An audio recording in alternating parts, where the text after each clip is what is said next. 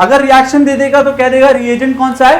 तो रिडक्शन के केस में आप LAH को यूज कर सकते हैं। R ग्रुप जो होता है वो एक्ट करता है एज इलेक्ट्रॉन डोनेटिंग ग्रुप। और थर्ड केस में अगर आप देखते हैं तो वो R3NH है, जहां पर 3 डिग्री मतलब एक वाटर मॉलिक्यूल ऐड होने वाला है। जो आपका N2 पॉजिटिव है वो हट जाएगा और ArCl का फॉर्मेशन हो जाएगा और N2 बाहर निकल जाएगा। हेलो एवरीवन, स्वागत है आप सभी का आपके अपने YouTube channel science and fun में। तो हम लोगों ने अभी तक हमारा 12th का ऑलमोस्ट चैप्टर्स कंप्लीट कर लिए हैं। आज हम लोग हमारा 12th का नया चैप्टर जो कि ऑर्गेनिक केमिस्ट्री का एक चैप्टर है एमाइंस, वो कंप्लीट करने जा रहे हैं। ठीक है, तो एमाइंस चैप्टर में वन शॉट चैप्टर में आपको सब कुछ मिलने वाला है, starting from the IUPAC nomenclature, उसके बाद जो भी हमारा प्रिपरेटरी मेथड्स हैं, उसके बाद हमारी फिजिकल प्रॉपर्टीज, केमिकल रिएक्शंस, जितना भी कुछ इस चैप्टर में है वो सब मिलेगा। और हम लोग कॉन्सेप्ट के बाद क्वेश्चंस को भी करेंगे और लास्ट में कुछ और अच्छे बढ़िया NCERT के क्वेश्चंस भी आपको इस वन शॉट में देखने के लिए मिलेंगे। ठीक है, तो इस वीडियो को पूरा देखें लास्ट तक, तब जाकर के आपको ये चैप्टर बढ़िया तरीके से समझ में आएगा और बोर्ड एग्जाम में आपके लिए ये चैप्टर एक अच्छी तरीके से आप अभी से प्रिपेयर हो पाएंगे, क्योंकि बोर्ड एग्जाम के लिए बहुत ज्यादा टाइम नहीं है। ठीक है, तो चलिए हम लोग स्टार्ट करते हैं एमाइंस के साथ। सबसे पहले अगर हम बात करें, सबसे पहला सवाल आता है ये एमाइंस हैं क्या। ठीक है, किसी के भी मन में सवाल आएगा कि सर ये एमाइंस क्या होते हैं। तो अगर मैं जनरल बात करूं तो मैं ये कहता हूं कि ये अमोनिया के क्या हैं, डेरिवेटिव्स हैं। एमाइंस क्या होते हैं, डेरिवेटिव ऑफ अमोनिया। ठीक है, तो ये बात याद रखनी होती है कि ये क्या है, डेरिवेटिव ऑफ अमोनिया है। अब इसका मतलब क्या है ये भी समझना पड़ेगा। सिंपल सी बात है, अगर आपको अमोनिया का स्ट्रक्चर पता है तो क्या होता है, NH3 होता है। ठीक है, क्या होता है, NH3 with a lone pair.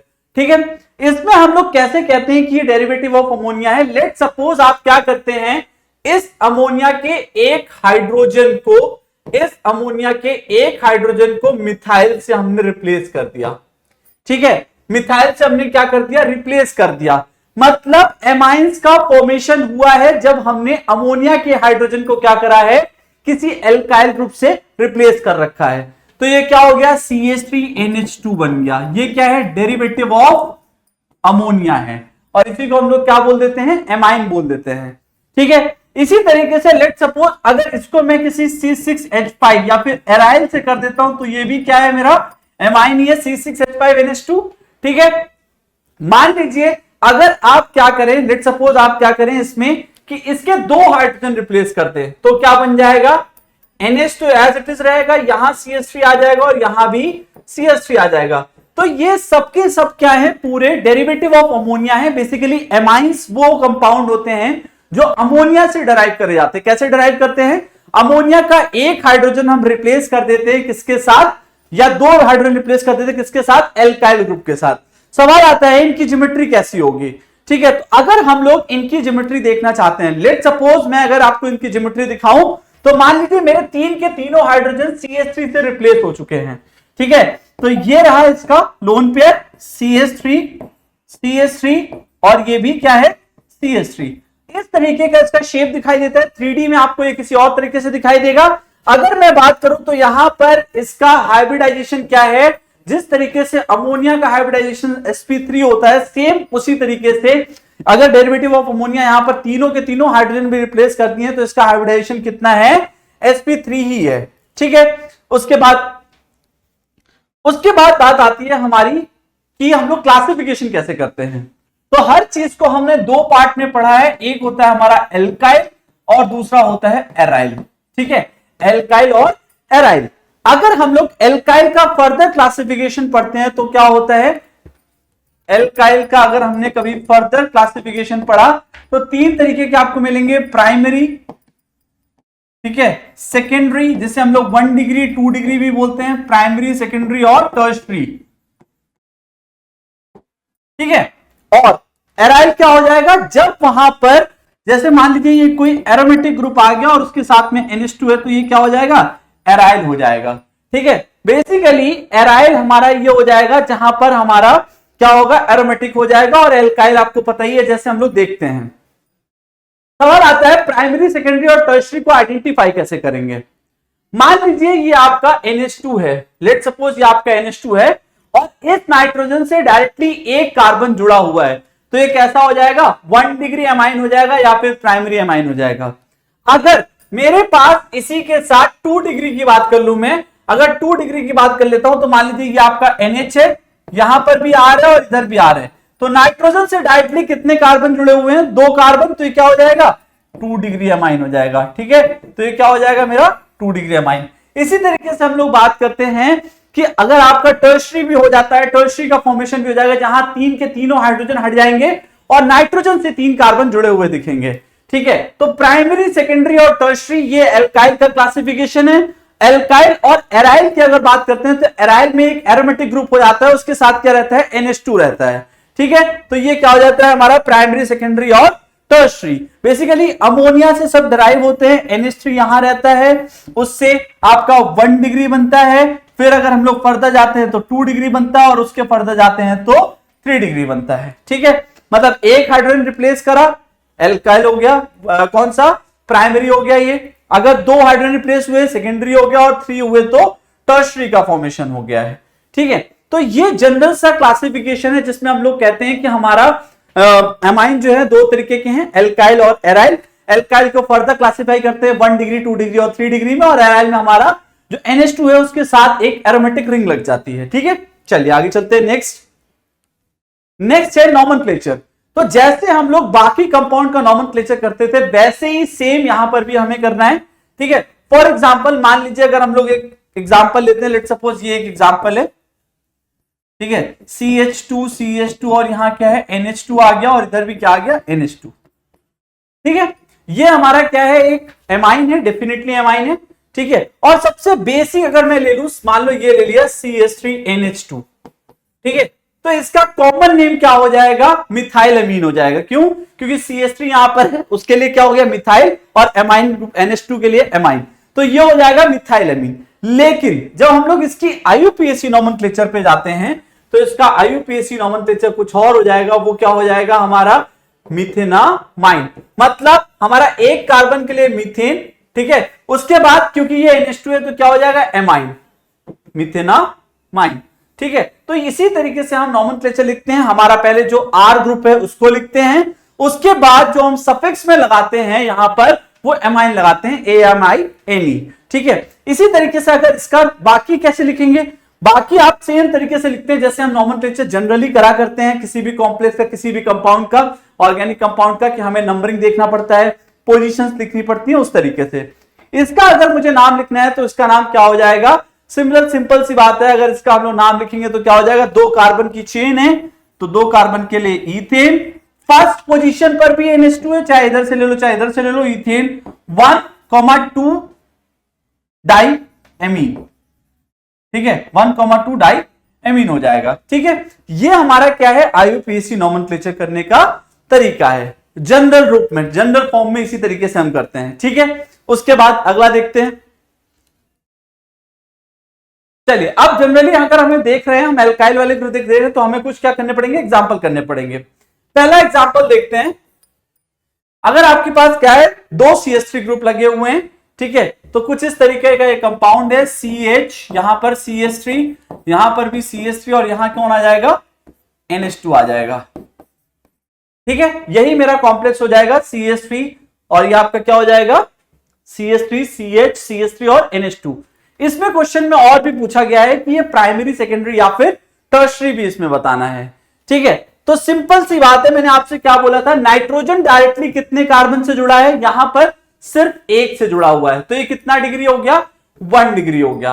और अगर इसका हम लोग IUPAC नॉमेनक्लेचर लिखने की कोशिश करेंगे तो उसका भी बहुत ही सिंपल तरीके से नाम आ जाएगा, क्या, क्योंकि ये 3 कार्बन की चेन है, तो 3 कार्बन पोजीशन अगर नंबरिंग करोगे तो 1 2 3, तो 3 कार्बन के लिए प्रोपेन।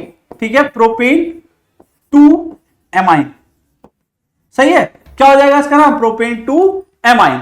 सही है, इस तरीके से हम इसका नॉमेनक्लेचर करते हैं। 3 कार्बन के लिए प्रोप आपका होता ही है एल्केन में। ठीक है, वहां पर एन लगेगा क्योंकि सारे के सारे सिंगल बॉन्ड है, सेकंड पोजीशन पर एमाइन है, तो प्रोपेन 2 एमाइन हो जाएगा। उसके बाद अगर हम लोग नेक्स्ट की बात करें तो नेक्स्ट क्या है, सेकंड वाले की अगर बात करते हैं तो क्या है, CH3, CH2 और ये NH2। ठीक है, ये रहा, इसका नाम भी हमें लिखना है और इसके हमें कौन सा डिग्री एमाइन है ये भी बताना है। तो सिंपल सी बात है, यहां पर भी नाइट्रोजन डायरेक्टली एक कार्बन से जुड़ा हुआ है, कौन सा हो जाएगा 1 डिग्री एमाइन। और अगर नाम लिखते हैं तो 1 2 3 यानी कि प्रोपेन, 3 कार्बन के लिए प्रोपेन 1 एमाइन, ठीक है, प्रोपेन 1 एमाइन इसका नाम हो जाएगा। सही है। अगर मान लीजिए दूसरा अगला देख लेते हैं, तो यहां पर तीसरे वाले केस में थोड़ी सी अलग चीज बताऊंगा आप लोगों को, तो प्लीज मेरी बात को बहुत ध्यान से सुनिएगा। थर्ड कंपाउंड अगर हम ड्रॉ करते हैं तो क्या है, CH3NH फिर CH और यहां पर क्या हो जाएगा CH3NHCH और इस CH पे 2 मिथाइल लगे हुए हैं। ठीक है, बहुत बढ़िया, ये कॉम्प्लेक्स है। ठीक है, ये कॉम्प्लेक्स दिख रहा है मुझे। अब देखो बेटा, पहला टास्क होता है लॉन्गेस्ट चेन पहचानना। अगर मैं यहां पर चेन लेने भी जाऊंगा तो ये तो आएगी नहीं, क्योंकि नाइट्रोजन बीच में आ गया। याद रखना चेन कैसे दिखते हैं, कार्बन की चेन देखते हैं। तो अगर मैं यहां पर चेन देखूंगा तो वो जो लंबी वाली चेन दिख रही है वही हो जाएगी। ठीक है, तो इसका नाम कैसे लिखोगे। अब यहां एक नई चीज ये है कि हम लोग चाहो तो तुम इसकी पोजीशन भी बता सकते हो, लेकिन क्योंकि ये वाला जो मिथाइल है ये डायरेक्टली नाइट्रोजन से जुड़ा हुआ है, तो इस केस में हम लोग लिखते हैं एन मिथाइल। ठीक है, क्या लिखते हैं एन मिथाइल। क्यों, क्योंकि नाइट्रोजन से डायरेक्टली मिथाइल जुड़ा हुआ है, तो क्या नाम हो जाएगा एन मिथाइल, एन मिथाइल। ठीक है, उसके बाद एन मिथाइल प्रोपेन, उसके बाद क्या हो जाएगा सेकेंड पोजीशन से ये जुड़ा हुआ है ना, ये NH किस कार्बन से, मान लीजिए इसको नंबरिंग देते हैं तो 1 2 3, तो एन मिथाइल प्रोपेन 2 एमाइन, ये इसका IUPAC नोमेनक्लेचर हो जाएगा।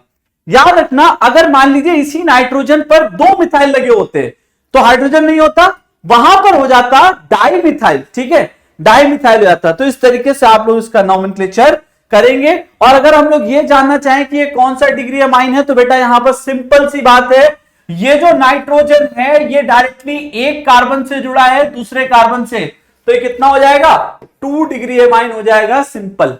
ठीक है, ये आपके सब एक्सरसाइज के क्वेश्चन है, आप एनसीईआरटी खोलिए, आपको क्वेश्चन वहां पर दिखाई देंगे। आप पहले खुद से करिए, उसके बाद में वीडियो को आगे देखिए, ताकि उससे आपको हेल्प मिलने वाली है। ठीक है, नेक्स्ट देखते हैं फोर्थ वाला केस। अगर हम फोर्थ वाला केस ड्रॉ करें तो क्या है CH3 होल थ्राइस, क्या है CH3 होल थ्राइस, और क्या क्या है उसके बाद CNH2। ठीक है, ये कंपाउंड है फोर्थ वाला, देखो यही कॉम्प्लेक्स है। ठीक है, CH3 whole thrice NH2 CNH2। सबसे पहले इसको बनाना पड़ेगा, इसका स्ट्रक्चर बना लेते हैं। अगर इसका स्ट्रक्चर बनाते हैं तो कार्बन क्या हो जाएगा CH3 CH3 और ये भी क्या हो जाएगा CH3 और यहां पर NH2, बन गया स्ट्रक्चर। ठीक है, अब इसका नाम लिखना है। सबसे पहले ये बताना होगा ये कौन सा डिग्री एमाइन है। तो डायरेक्टली यहां पर सिर्फ एक ही ऐसा वो है जो जुड़ा हुआ है नाइट्रोजन से, वो है ये वाला कार्बन। तो क्या हो जाएगा ये 1 डिग्री एमाइन हो जाएगा, 1 डिग्री एमाइन हो जाएगा, सिंपल। ठीक है, प्रॉब्लम कहां पर आएगी इसका नाम लिखने में। तो इसका नाम क्या हो जाएगा, क्योंकि सेकेंड पोजीशन पर क्या है 1 2 3 है ना, 1 2 3, तो नाम क्या हो जाएगा सेकेंड पोजीशन पर मिथाइल है, तो 2 मिथाइल प्रोपेन 2 एमाइन। ठीक है, तो इसका नाम क्या हो जाएगा 2 मिथाइल प्रोपेन 2 एमाइन, सिंपल। सही है। उसके बाद मान लीजिए नेक्स्ट वाला कंपाउंड हम लोग देख लें अगर, तो नेक्स्ट वाला तुम्हारा बेंजीन रिंग दिया हुआ है। ठीक है, बना लेते हैं C6H5 CH और अमोनिया, ये कॉम्प्लेक्स ये कंपाउंड है। ठीक है, सबसे पहला टास्क होगा इसके स्ट्रक्चर को बनाना। ठीक है, सबसे पहला टास्क होगा इसके स्ट्रक्चर को बनाना। NHCH3 है, ठीक है, वहां पर NHCH3 हो जाएगा, ये 5NHCH3। देखो स्ट्रक्चर बनाते हैं, ये रहा C6H5 सिंपल, यहां पर लगा देते हैं NH और इसके बगल में लगा देते हैं CH3। सबसे पहला काम है इसका डिग्री ऑफ एमाइन बताना। ठीक है, हर क्वेश्चन में पहला काम यही है, डिग्री ऑफ एमाइन बताना। तो यहां पर बेटा नाइट्रोजन डायरेक्टली 2 कार्बन से जुड़ा हुआ है, तो ये 2 डिग्री एमाइन हो जाएगा। कितना डिग्री? 2 डिग्री। अब इसका नॉमेनक्लेचर करना है, वो भी हम कर सकते हैं। यहां पर नाइट्रोजन से डायरेक्टली अगेन एक मिथाइल जुड़ा हुआ है, तो क्या हो जाएगा? एन मिथाइल, है ना। याद रखना, नाइट्रोजन से अगर डायरेक्टली जुड़ा हुआ और उसको तुम्हें सब्स्टिट्यूएंट के फॉर्म में दिखाना है तो एन लगाना होगा, एन मिथाइल बेंजामाइन, ठीक है, एन मिथाइल बेंजामाइन। ये इसका IUPAC नॉमेनक्लेचर हो जाएगा, ठीक है। तो इस तरीके से हम लोग किसी भी ऑर्गेनिक कंपाउंड में जो एमाइंस होते हैं उनका नाम लिख सकते हैं सिंपल लैंग्वेज में, ठीक है। उसके बाद यहां पर भी वही चीज है, अगर आप ध्यान से देखेंगे तो सब सेम ही है। ये वाला कॉम्प्लेक्स वही हो जाएगा आपका जो हम लोगों ने अभी तक पढ़ा था, जितना भी पढ़ा, ठीक है। तो इसमें हमें कोई इश्यू नहीं आना चाहिए। ये आपका इथेनामाइन होगा क्योंकि 2 कार्बन है, इथेनामाइन, ठीक है। इसके अलावा अगर सेकेंड वाले की बात करोगे तो 3 कार्बन है, उसके लिए प्रोपेन, तो प्रोपेन 1 एमाइन, ठीक है। अब कई लोग क्या करते हैं, फर्स्ट पोजीशन पर जब NH2 लगा होता है तो उसको 1 ना लिख करके सीधा डायरेक्टली प्रोपेनामाइन लिख देते हैं, ठीक है। उसमें कुछ गलत नहीं है, but for the security purpose आप इस तरीके से लिखोगे इसको ताकि आपका कभी गलत ना हो। यहां पर ये बताने का पूरा पर्पस ये है कि अगर तुम ध्यान से देखोगे तो प्रोपेन में क्या है, ई आता है, राइट, और एमाइन लिख रहे हैं, मतलब 2 वोवेल एक साथ आ रहे हैं, इसीलिए हम क्या कर रहे हैं, ई को रिप्लेस कर दे रहे हैं और हटा दे रहे हैं उसको, ठीक है। थर्ड वाला केस देख लो, यहां पर नाइट्रोजन 3 कार्बन वाला सीन ही है, तो प्रोपेन, और ये तुम्हारा जो NH2 है किस ग्रुप में लगा हुआ, किस पोजीशन पर, सेकंड पर, तो प्रोपेन 2 एमाइन, सिंपल, ठीक है। ये कॉम्प्लेक्स हमारा बनकर के रेडी हो चुका है, प्रोपेन 2 एमाइन आ गया है, ठीक है। उसके बाद नेक्स्ट देखते हैं, डिग्री आपको देखना आ ही चुका है, देख लेते हैं, फिर भी चलो बताते हैं। पहला वाला जो कॉम्प्लेक्स है, पहला वाला जो कंपाउंड है, इसकी डिग्री क्या होगी, कौन सी डिग्री है कंपाउंड है, नाइट्रोजन डायरेक्टली सिर्फ 1 कार्बन से है, तो ये कितना डिग्री हो जाएगा, 1 डिग्री एमाइन, ठीक है। क्यों? क्योंकि नाइट्रोजन डायरेक्टली किससे जुड़ा हुआ है, 1 कार्बन से। दूसरे वाले केस में अगर ध्यान से देखते हो तो नाइट्रोजन डायरेक्टली 3 कार्बन से जुड़ा हुआ है, क्योंकि इसको ओपन अप अगर हम करते हैं तो ये देखिए, अगर इसको ओपन अप हमने किया तो कुछ इस तरीके से बन रहा है, ठीक है। नाइट्रोजन यहां पर भी CH3 और यहां पर भी CH3, सिंपल सी बात है, ये नाइट्रोजन डायरेक्टली 3 कार्बन से जुड़ा हुआ है, पहला, दूसरा और ये तीसरा, मतलब ये कितना हो जाएगा, 3 डिग्री एमाइन हो जाएगा, टर्शरी एमाइन है, ये टर्शरी एमाइन है, ठीक है। उसके बाद थर्ड वाले केस की अगर हम बात करें तो ये क्या है, C6H5 ट्वाइस CH और ये NH2, ठीक है।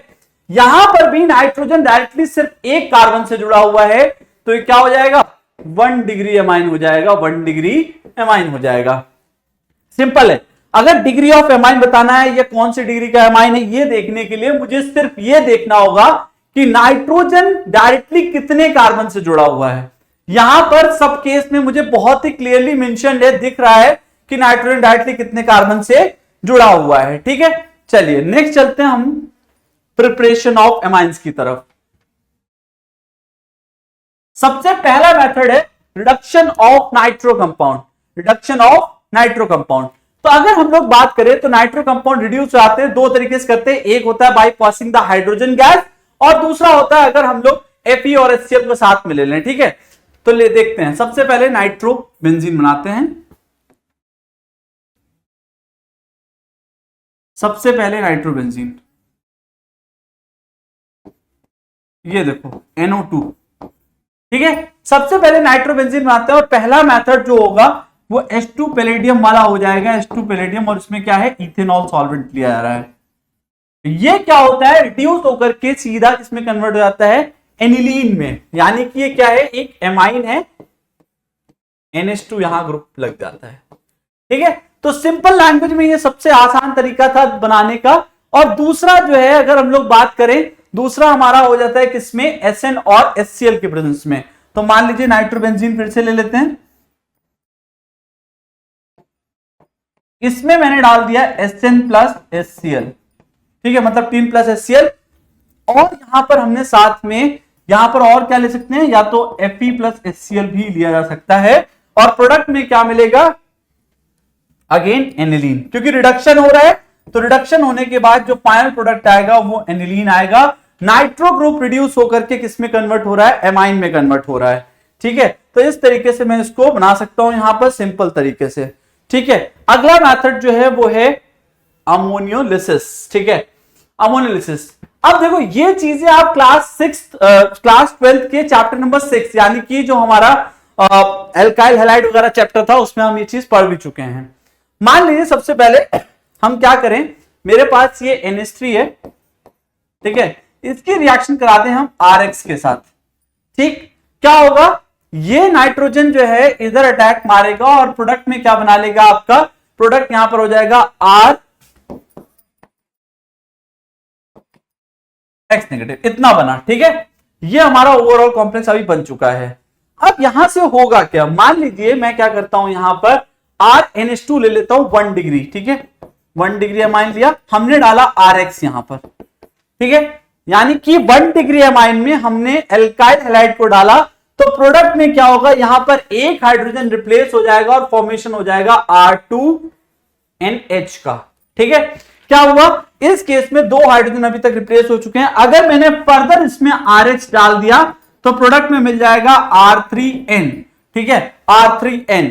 और अगर लेट सपोज हम क्या करें, यहां पर चौथा RH डाल दें, मतलब एक और RH डाल दें, तो ये क्वाटरनरी सॉल्ट बन जाएगा जहां पर 4 एल्काइल ग्रुप हो जाएंगे, मतलब बनेगा R4N पॉजिटिव X नेगेटिव। ये आपका क्वाटरनरी सॉल्ट है, ये आपका 1 डिग्री, ये 2 डिग्री, ये 3 डिग्री, और जो लास्ट वाला है वो क्या बन गया, क्वाटरनरी बन गया।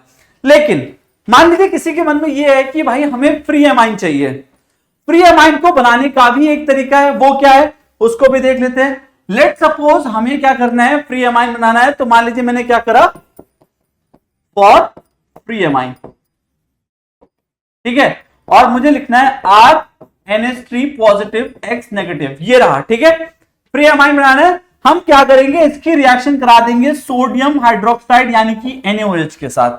जैसे ही हमने NaOH के साथ इसकी रिएक्शन कराई, प्रोडक्ट में प्राइमरी एमीन बन चुका है RNH2। ठीक है, तो फ्री एमीन को बनाने का यह तरीका है जिसमें हमारा RNH2 बन जाता है और Na पॉजिटिव X नेगेटिव यहां पर एज अ सॉल्ट बाहर चला जाता है। ठीक है, तो सिंपल यही है कि अगर आपके पास मान लीजिए कोई 1 डिग्री अमाइन है और उससे आपको फर्दर जाना है, तो उसमें आप एल्काइलेशन कराते जाइए, RH डालते जाइए, डालते जाइए, डालते जाइए, और फाइनली यही होगा हमारा कि आपको एनिलीन का फॉर्मेशन होता हुआ दिख रहा होगा, या फिर ये कहूं कि प्राइमरी एमीन का फॉर्मेशन होता हुआ दिखाई देगा। ठीक है, इस तरीके से हम इसमें क्या कर सकते हैं, आगे बढ़ सकते हैं। चलिए आगे, चलिए नेक्स्ट चलते हैं। अगर हम लोग नेक्स्ट की बात करें तो नेक्स्ट मेथड क्या है हमारा, रिएक्शन ऑफ, देखो नेक्स्ट मेथड है हमारा रिएक्शन ऑफ। अगर हम नेक्स्ट मेथड की तरफ देखते हैं तो नेक्स्ट मेथड है रिएक्शन ऑफ इथेनॉलिक अमोनिया। ठीक है, अगर हम इथेनॉलिक अमोनिया की रिएक्शन कराते हैं किसके साथ, सिंपल सी बात है, इथेनॉलिक किसके साथ रिएक्शन कराएंगे, C2H5Cl के साथ। मान लीजिए किसका हम लोग C2H5Cl के साथ रिएक्शन कराते हैं, एक R ग्रुप के साथ ले ही रहे हैं, RX के साथ रिएक्शन कराते हैं। सेम तरीके से रिएक्शन चलनी है। आपके पास एल्काइल हैलाइड है, सबसे पहले मैंने क्या ले लिया, C2H5Cl लिया, इसमें हमने डाला क्या, अमोनिया। ठीक है, क्या डाल दिया, अमोनिया डाल दिया। जैसे ही अमोनिया डाला, प्रोडक्ट बना C2H5NH2। ठीक है, क्या बन गया, C2H5NH2।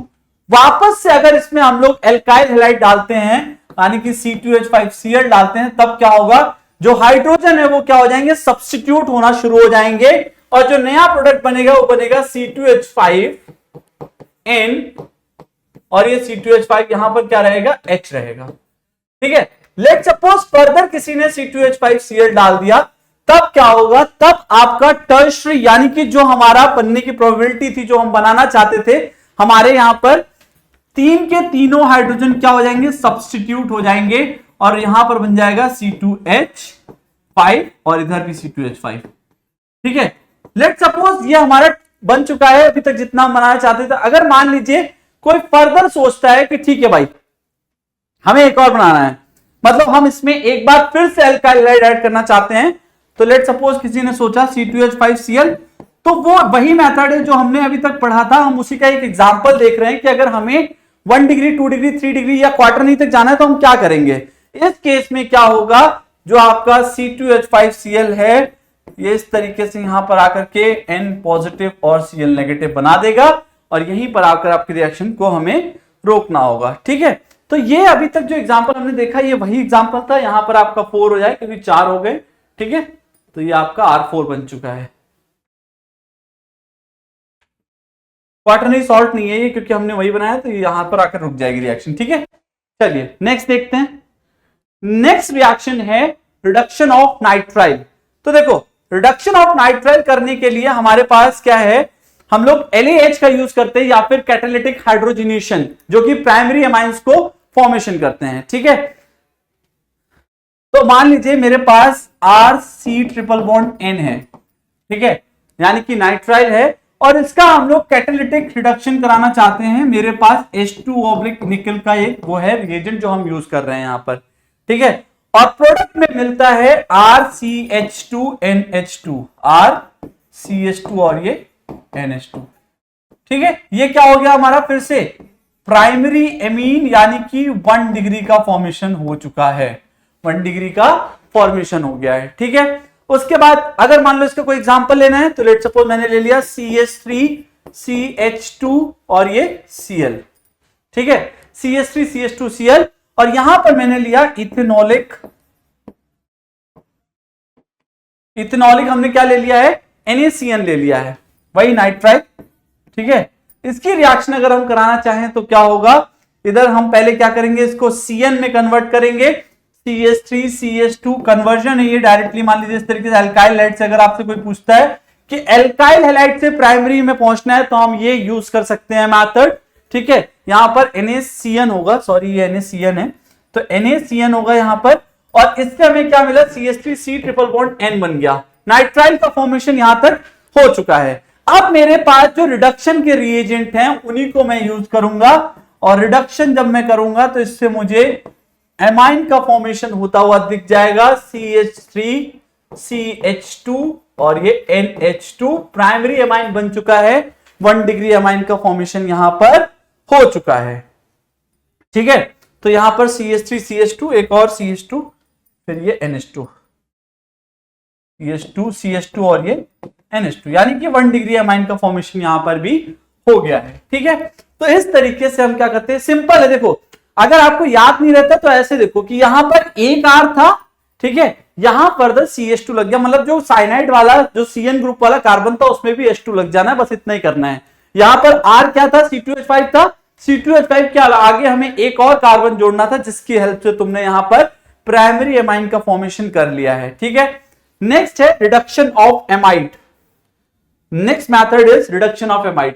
तो एमाइड को हम लोग LAH की बात यह है कि LAH एक बहुत ही अच्छा रिड्यूसिंग एजेंट है, बहुत ज्यादा स्ट्रॉन्ग रिड्यूसिंग एजेंट, किसी को भी रिड्यूस कर सकता है। ठीक है, तो LAH वो है जो कभी भी किसी को भी रिड्यूस कर सकता है। इसके लिए हमें बहुत सारी, अगर हम इसको रोकना चाहते हैं, बहुत सारी चीजें यूज करी जाती हैं। तो ये आपका एमाइड रहा, इसमें हमने डाला LAH। ठीक है, क्या डाल दिया, फर्स्ट LAH और दूसरा यहां क्या कर दिया, वाटर डाल दिया।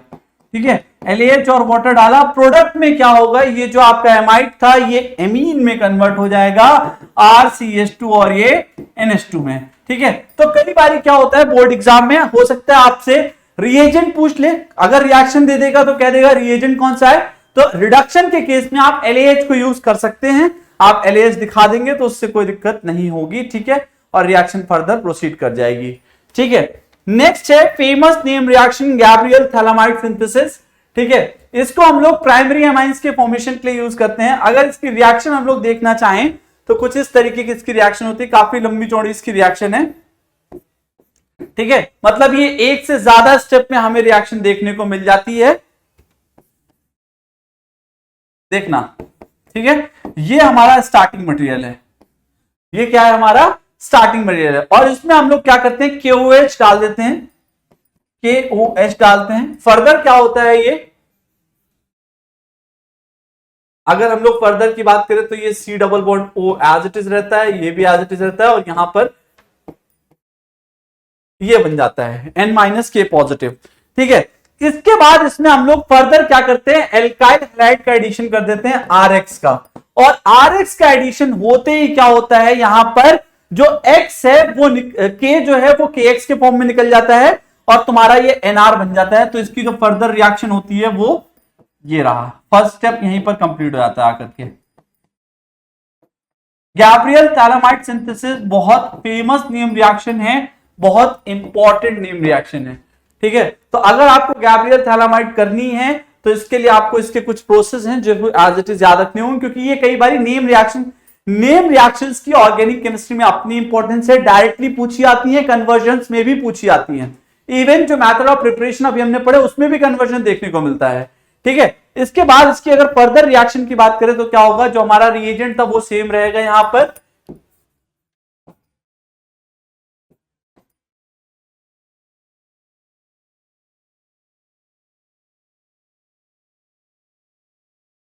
ये NR यहीं तक हमने छोड़ा था। इसके बाद इसमें अगर हम लोग मान लीजिए एक्वस NaOH का एडिशन कर दें, एक्वस NaOH, तो इसके बाद हमारा नेक्स्ट स्टेप में जाता है जब हम लोग क्या करते हैं, R यहां से बाहर चला जाता है और प्रोडक्ट में क्या मिलता है,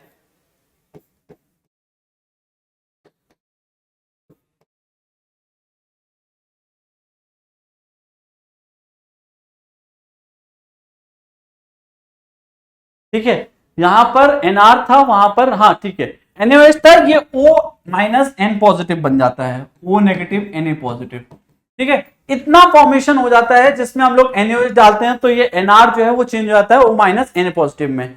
इसको हम लोग साथ में इसके क्या निकलता है, आपका एमाइन निकल जाता है RnH2, तो ये एज साइड प्रोडक्ट रहता है और 1 डिग्री एमाइन मेरा प्रोडक्ट बन जाता है, ठीक है। याद रखना गैब्रियल थैलामाइड एक इंपॉर्टेंट नेम रिएक्शन है, R यहां पर आप कुछ भी ले लो, एल्काइल ग्रुप लगने से कोई फर्क नहीं पड़ेगा, ठीक है। नेक्स्ट फेमस नेम रिएक्शन है हॉफमैन ब्रोमोमाइड डिग्रेडेशन रिएक्शन, ठीक है। तो ये डेवलप करी गई थी for the preparation of primary amines by the treating an amide with the bromine, ठीक है। मतलब ये फेमस नेम रिएक्शन है जिसमें ब्रोमीन का यूज करा जाता है to prepare the primary amine. For example अगर रिएक्शन की बात करते हैं तो RCONH2 ये रही रिएक्शन। इसकी रिएक्शन अगर हम लोग Br2 के साथ कराते हैं, इसकी रिएक्शन अगर हम लोग Br2 के साथ कराते हैं और साथ में NaOH लेते हैं, ठीक है, तो प्रोडक्ट में मुझे प्राइमरी एमीन का फॉर्मेशन होता है। ज्यादातर रिएक्शन में आपको दिखाई दे रहा हो कि प्राइमरी एमीन्स हमारा मेजर प्रोडक्ट के तरीके बनता है और यहां पर Na2CO3 और सोडियम ब्रोमाइड भी निकल जाएगा, NO2CO3 और NaBr, ठीक है। तो इस तरीके से हम लोग इसका फॉर्मेशन कर लेते हैं, जहां पर हमारा ये हॉफमैन ब्रोमाइड डिग्रेडेशन रिएक्शन भी एक इंपॉर्टेंट नेम रिएक्शन है, तो इसका भी आपको पूरा का पूरा ध्यान रखना होगा, आप इसको भूल नहीं सकते हैं, ठीक है। चलिए, जैसा कि मैंने आप लोगों से कहा है, हम लोग जैसे जैसे आगे बढ़ेंगे क्वेश्चंस भी करते चलेंगे। कन्वर्जन आ गया, पहला है बेंजीन से एनिलीन जाना है। तो सबसे पहले अगर हम क्या करें, मेरे पास बेंजीन है, फर्स्ट कन्वर्जन है, इसकी तरफ ध्यान देते हैं। ये मेरा बेंजीन है, ठीक है। इस बेंजीन को अगर हम लोग नाइट्रोबेंजीन में किसी तरीके से कन्वर्ट कर लें, क्योंकि नाइट्रोबेंजीन से अभी हमने देखा है कि हम रिड्यूस कर सकते हैं, तो नाइट्रोबेंजीन के लिए हम क्या करेंगे, कॉम्प HNO3 और H2SO4 का मिक्सचर डालेंगे, ठीक है। जैसे हम लोग कंसंट्रेटेड HNO3 और H2SO4 डालेंगे, प्रोडक्ट में नाइट्रोबेंजीन दिख जाएगा, यहां पर क्या दिखेगा, नाइट्रोबेंजीन NO2। और इसके आगे अगर हम लोग फर्दर रिएक्शन करना चाहते हैं तो H2 या फिर जो हम लोग अभी देख रहे थे पैलेडियम वाला, ठीक है, मतलब रिड्यूसिंग एजेंट H2 पैलेडियम, ठीक है। इससे क्या होगा, ये मेरा रिड्यूस करके मुझे एनिलीन दे देगा, यानी कि ये प्राइमरी एमाइन, ठीक है। एनिलीन का फॉर्मेशन इस तरीके से हम कर सकते हैं।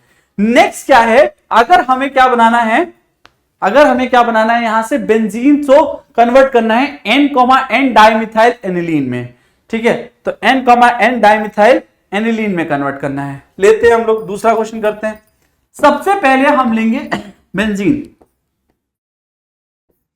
ठीक है। तो ये रही मेरी बेंजीन। बेंजीन में हमने कॉन्सेंट्रेटेड HNO3 और H2SO4 डाला। सबसे पहले स्टेप में कॉन्सेंट्रेटेड HNO3 ऑब्लिक H2SO4 डाल दिया। यहां पर हम 10-HCl यूज कर रहे हैं, जिससे हमने फर्दर इसको कन्वर्ट कर दिया किसमें, एनिलीन में, ठीक है। अब क्योंकि यहां पर मुझे क्या चाहिए, डाइमिथाइल चाहिए, और दोनों जो मिथाइल है वो नाइट्रोजन से जुड़े, जैसा कि इसका नाम बता रहा है N डाइमिथाइल। तो अगर मैं यहां पर CH3I ले लेता हूं, CH3I के 2 मोल ले लेता हूं, 2 मोल। उससे क्या होगा, यहां पर दोनों हाइड्रोजन जो होंगे वो सब्स्टिट्यूट हो जाएंगे, और उन्हें सब्स्टिट्यूट कौन करेगा, ये मिथाइल करेगा। तो प्रोडक्ट बन जाएगा NCH3 होल ट्वाइस। तो ये क्या है, यहां पर दोनों मिथाइल नाइट्रोजन से जुड़े हुए हैं, ठीक है। तो N N डाई मिथाइल, ठीक है, और एनिलीन जो आपका कंपाउंड पूछा गया था वो हमने यहां पर बना लिया है, ठीक है। तो इस तरीके से हम लोग कन्वर्जन करेंगे। कन्वर्जन के लिए डेफिनेटली हमें बाकी स्टेप्स पहले पता होना चाहिए कि हम अगर मान लीजिए कोई रिएक्शन, जैसे मुझे यहां पर पता था कि एनिलीन बनाने के लिए मुझे नाइट्रोबेंजीन चाहिए, सबसे पहला स्टेप यही होता है कि नाइट्रोबेंजीन तक कैसे पहुंचोगे, ठीक है। चलिए आगे चलते हैं। नेक्स्ट है फिजिकल प्रॉपर्टी। तो देखो एक बात समझो, अगर हम लोग कलर वलर की बात करें तो क्या होता है, जो लोएस्ट एलिफेटिक एमाइन होते हैं वो क्या होते हैं, गैसेस होते हैं विथ फिशी ऑर्डर, ठीक है। प्राइमरी एमाइन जो होते हैं वो लिक्विड होते हैं अगर 3 या 3 से ज्यादा कार्बन के हैं, जबकि उसके और ज्यादा स्टिल हायर वन जो है वो क्या है, सॉलिड है, ठीक है। और एनिलीन जैसे जो कंपाउंड से ये क्या है, यूजुअली कलरलेस होते हैं। अब इसमें इंपॉर्टेंट बात क्या है ये समझनी है। इंपॉर्टेंट बात यह है कि अगर आप कभी भी ध्यान से देखेंगे प्राइमरी या सेकेंडरी और टर्शियरी एमीन को, तो वहां पर आपको इंटरमोलिकुलर हाइड्रोजन बॉन्डिंग दिखाई देगी, ठीक है। किसमें, प्राइमरी, सेकेंडरी और टर्शियरी, ठीक है। लेकिन सवाल यह है कि आपको पता है ये 3 तरीके के होते हैं, लेकिन क्या हाइड्रोजन बॉन्डिंग टर्शियरी में होगी, सबसे बड़ा सवाल यह है। क्यों, क्योंकि देखो हाइड्रोजन बॉन्डिंग के लिए सबसे ज्यादा जरूरी क्या है, हाइड्रोजन अवेलेबल होना। 3 तरीके के अमाइन थे, है ना, लेकिन जब हम लोग टर्शियरी अमाइन को देखते हैं तो क्या बन जाता है, R3N बन जाता है, R3N बन जाता है। और R3N में कहीं भी नाइट्रोजन नहीं दिख रहा है, कहीं भी नाइट्रोजन नहीं दिख रहा है। और अगर इसके पास नाइट्रोजन ही नहीं दिखेगा तो ये हाइड्रोजन बॉन्डिंग दिखाएगा कैसे, ठीक है। इसीलिए प्राइमरी और सेकेंडरी हाइड्रोजन बॉन्डिंग दिखाते हैं, बट टर्शियरी कभी भी नहीं दिखाता। क्यों, क्योंकि उसके पास हाइड्रोजन नहीं है हाइड्रोजन बॉन्डिंग को दिखाने के लिए, और ये इंटरमोलिकुलर हाइड्रोजन बॉन्डिंग होती है जिसके पास अवेलेबल नहीं है, ठीक है। इसीलिए प्राइमरी और सेकेंडरी का जो जनरली बॉइलिंग पॉइंट होता है वो ज्यादा होता है इन कंपैरिजन टू टर्शियरी, क्योंकि वहां पर इंटरमोलिकुलर हाइड्रोजन बॉन्डिंग दिखती है। ये क्वेश्चन कैसे आएगा, ये रीजनिंग बेस्ड क्वेश्चन बनता है। Why primary and secondary amines have higher boiling point in comparison to tertiary? तो सिंपल सा आंसर है, टर्शियरी के पास हाइड्रोजन नहीं है तो उसके पास जो मिनिमम क्राइटेरिया होता है हाइड्रोजन बॉन्डिंग का वही नहीं है, हाइड्रोजन, ठीक है। इसी वजह से ऐसा होता है कि वो नहीं बना पाता और बाकी बना लेते हैं, ठीक है। नेक्स्ट चलते हैं हम लोग केमिकल रिएक्शंस की तरफ। केमिकल रिएक्शन में हम लोग स्टार्ट करते हैं एसाइलेशन के साथ, ठीक है। अभी यहां पर हमें बेसिक प्रॉपर्टीज भी पढ़नी है जो कि मैं आपको आगे बताऊंगा, ठीक है। सबसे पहले स्टार्ट करते हैं एसाइलेशन के साथ। तो अगर हम लोग एसिड क्लोराइड के साथ रिएक्शन कराते हैं, लेट सपोज हम स्टार्ट करते हैं एसिड क्लोराइड के साथ रिएक्शन, यहां पर आपको एक नियम रिएक्शन और दिखाई देगी, एल्काइलेशन, जो मैंने आपको यहीं पर दिखा दिया कि अगर हम लोग एमाइन की रिएक्शन एल्काइल हैलाइड से कराते हैं तो क्या होता है, ठीक है। आपको दिखाया था RNH2 की रिएक्शन RS से कराई तो क्या हुआ, वहां पर आपको दिखेगा हाइड्रोजन जो होगा वो R जो होगा वो हाइड्रोजन को रिप्लेस कर देगा, ठीक है। इसलिए उस रिएक्शन को मैं दोबारा यहां पर रिपीट नहीं कर रहा हूं, ठीक है। चलिए करते हैं। मान लीजिए एक एग्जांपल है C2NH2, ठीक है। ये C2H5NH2, इसकी रिएक्शन हम कराते हैं CH3ClCH3COCl से, ठीक है। होगा क्या, ये नाइट्रोजन का लोन पेयर जो है ये अटैक करेगा कार्बन के सेंटर पर और ऑक्सीजन के पास यहां ऊपर चला जाएगा इलेक्ट्रॉन, ठीक है। इधर हमने क्या करा, बेस डाल रखा है रिएक्शन में, ठीक है। बेस डालने से होगा क्या, जब हम लोग रिएक्शन को बनाएंगे तो ये कुछ इस तरीके से बन जाएगी C2H5NH, और ये H ये यहां जुड़ जाएगा ऑक्सीजन के ऊपर नेगेटिव चार्ज, और यहां पर CH3 और ये Cl, इतना बन गया, ठीक है। यहां पर ऑक्सीजन के ऊपर नेगेटिव चार्ज CH3Cl, बहुत बढ़िया, ठीक है। उसके बाद जैसे ही हम देखेंगे कि ये यहां वापस आ रहा होगा, यहां नाइट्रोजन पॉजिटिव चार्ज, ये Cl बाहर निकल जाएगा, और जो नाइट्रोजन के ऊपर पॉजिटिव चार्ज है उसको ये वाला हाइड्रोजन क्या करेगा, कंपनसेट कर देगा। जैसे ही इसको कंपनसेट करेगा प्रोडक्ट बनेगा C2H5, इसका प्रोडक्ट क्या बनेगा C2H5, उसके बाद NH, फिर क्या हो जाएगा कार्बन डबल बॉन्ड ऑक्सीजन, क्योंकि वहां पर जो नेगेटिव चार्ज ऑक्सीजन के ऊपर था वो बॉन्ड बन जाएगा और यहां पर ये CH3 बना देगा क्योंकि Cl बाहर जा चुका है। और यहां प्रोडक्ट क्या निकलेगा, साइड प्रोडक्ट क्या हो जाएगा, HCl निकले, क्योंकि एक हाइड्रोजन हमने ये हटाया और एक Cl निकल गया, तो प्रोडक्ट में आ गया HCl। एसाइलेशन के केस में इथेनामाइड यहां पर हमारा प्रोडक्ट बना है, ठीक है, और ये हमारा एक एन इथाइल इथेनामाइड है जिसका हमने यहां पर दिखाया हुआ है आपको, ठीक है। मान लीजिए कोई ऐसा केस कर दे कि अगर हम लोग यहां पर जो दूसरा वाला हाइड्रोजन है उसको भी रिप्लेस कर दें, अगर हम ऐसा करते हैं कि दूसरा वाला हाइड्रोजन रिप्लेस कर देते हैं C2H5 के साथ ही, तो हम N, डाइइथाइल इथेनामाइड बना पाएंगे इस रिएक्शन में बहुत ही आसानी के साथ, ठीक है। नेक्स्ट रिएक्शन की तरफ चलते हैं, कार्बाइलामाइन। ये भी फेमस नेम रिएक्शन है और इंपॉर्टेंट है। कार्बाइलामाइन एक फेमस नेम रिएक्शन है जो कि इंपॉर्टेंट है।